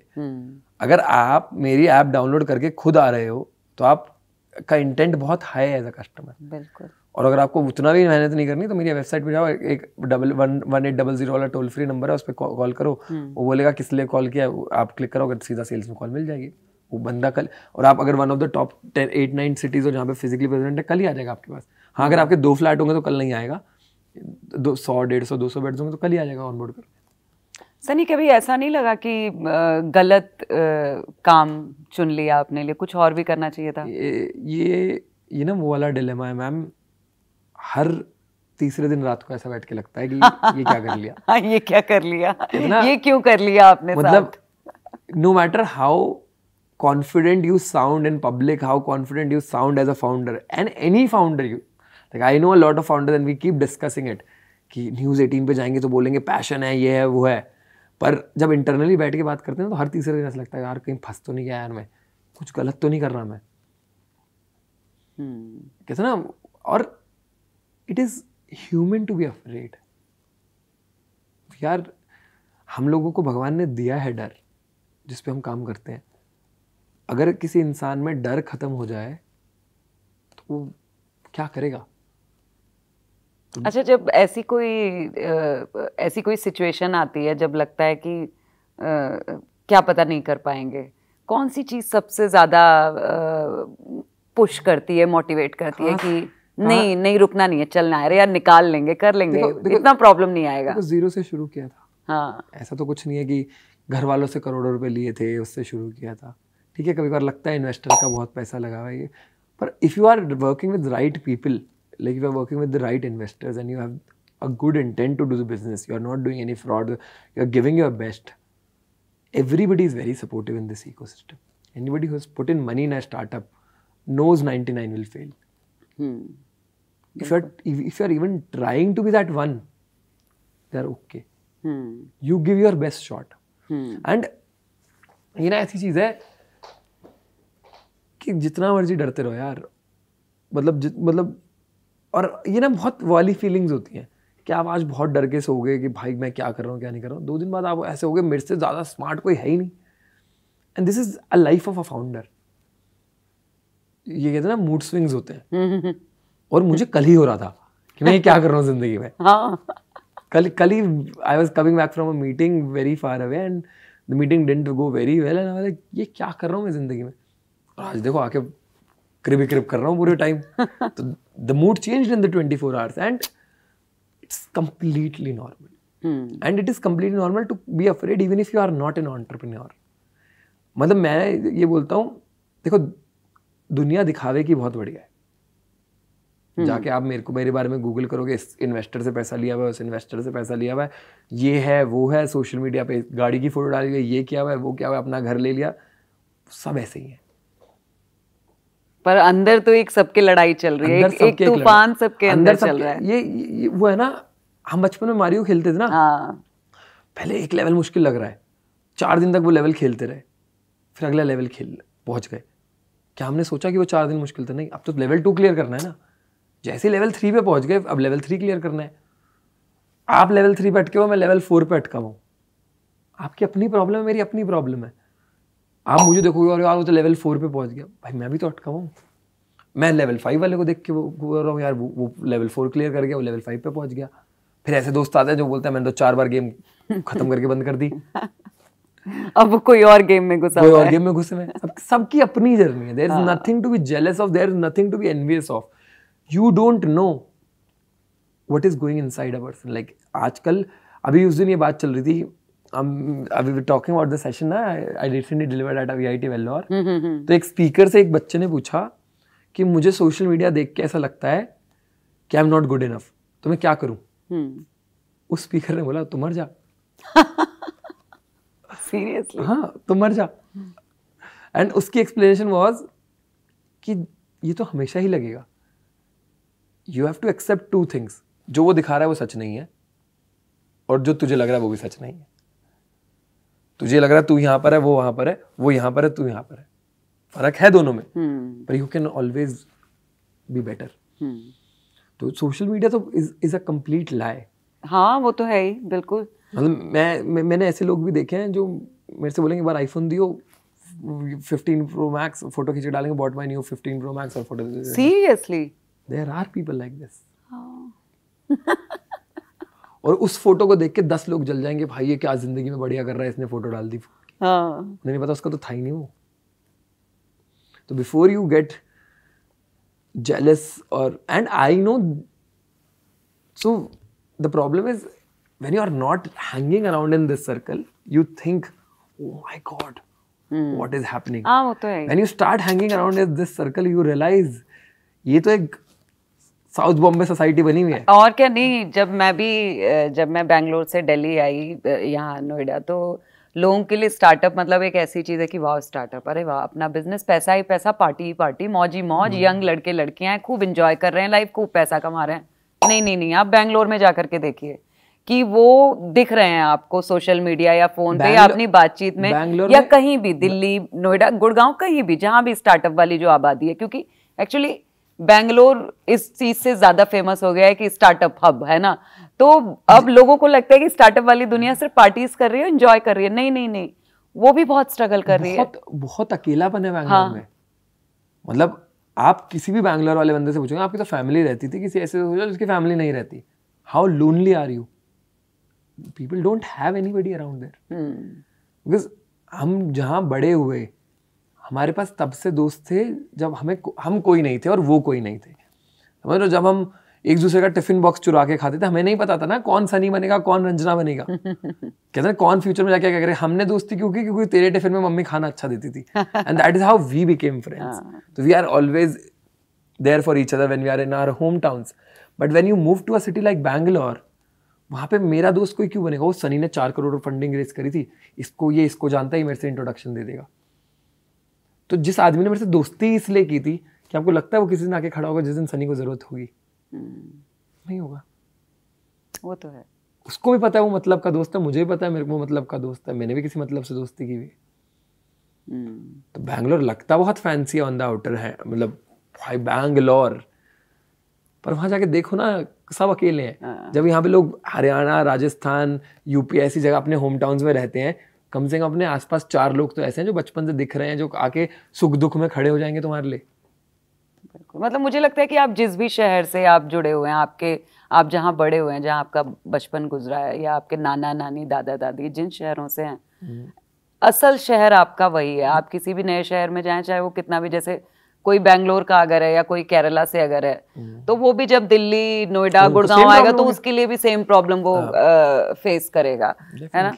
तो बस वही बात है कि हम हैं कहाँ से, है ना, कहाँ से आए हैं। तो देखो माइग्रेशन का ही बिजनेस है। हाँ, हम तो इसी बिजनेस, हम तो चाहते हैं लोग मूव करें, बट बहुत अच्छा लगा मुझे सनी आपसे बात करके। मैं चाहूंगी कि इस पॉडकास्ट के खत्म होने से पहले आप, जो लोग हमको इस वक्त देख रहे हैं, अगर कुछ ऐसा बाकी रह गया हो जो आप चाहते हो कि स्टार्टअप वाइब्स 18 के माध्यम से आप वो लोगों तक पहुंचा सकते हैं, तो मैं चाहूंगी कि आप कुछ ऐसा बोलें। हम लोगों ने बेसिकली तो सब कवर कर ही लिया, मतलब जो भी हम लोग जितनी भी स्टार्टअप से रिलेटेड बातचीत कर सकते थे एक शॉर्ट स्पैन ऑफ टाइम में, and we have covered most of the things. बस यही है यार, मतलब I will repeat what I said, start only when you genuinely want to. Yes. Start only when you can be fearless. Start only when you can afford to be. Don't do it in FOMO.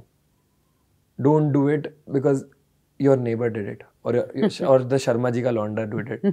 Startup Sharma ji ka नहीं करते, चलो गुप्ता जी का laundra did it. Don't do it for that. नहीं, startup कोई भी कर सकता है, शर्मा जी का बेटा भी कर सकता है स्टार्टअप। डेफिनेटली। और very nice, thank you so much Sunny हमसे जुड़ने के लिए, स्टार्टअप वाइब्स 18 में आने के लिए। Thank you so much. Thank you so much. बहुत अच्छा लगा आप लोगों से मिलके। होप आपके दर्शकों को ये पसंद आए। किसी को मेरे लिए किसी को कोई भी सजेशन हो, क्रिप्ट के लिए कोई भी सजेशन हो, you can definitely reach out to our website, you can definitely reach out to our social media handles. I am available on IAM Sunny Garg on Instagram, LinkedIn, everywhere, and I see all my messages. I try to reply to everybody, but at least I will see it and we will take your feedback. आपको कुछ अच्छा ना लगा हो, मैंने कुछ बोला हो, कुछ आपको ऐसा लगा हो जो क्रिप में ऐड किया जा सकता है, we will definitely take that. Thank you so much. Thank you so much, और thank you so much हमें देखने के लिए। इसी तरह से देखते रहिए स्टार्टअप वाइब्स 18 सिर्फ न्यूज़ 18 इंडिया पर, हर शुक्रवार शाम 5 बजे। Thank you so much. थोड़ा सा ब्रेक लेते हैं। Last part. हाँ, लास्ट अब खत्म ही करने वाले हैं। मेरे बाल वगैरह ठीक है सुनील जी, ऐसे दिख तो नहीं रहे हैं? Hello check, audio check, 1 2 1 2 check. हाँ, स्टार्टअप वाइब्स 18 में आपका स्वागत है, और हमारे YouTube चैनल को सब्सक्राइब किया, अगर अब तक सब्सक्राइब नहीं किया है तो गड़बड़ हो गया, सॉरी। गैंग्स ऑफ वासेपुर देख के आई हूँ रात में, घुस कर मारेंगे। अगर सब्सक्राइब नहीं किया तो हम आपके घर में घुस कर मारेंगे। हमारे YouTube चैनल को सब्सक्राइब कीजिए अगर अब तक सब्सक्राइब नहीं किया है तो। ये फोकस आउट हो गया, सिम मारते हुए एक बार आप फिर से ना, नहीं ज़्यादा रोल रोल चलिए कट करेगा, कट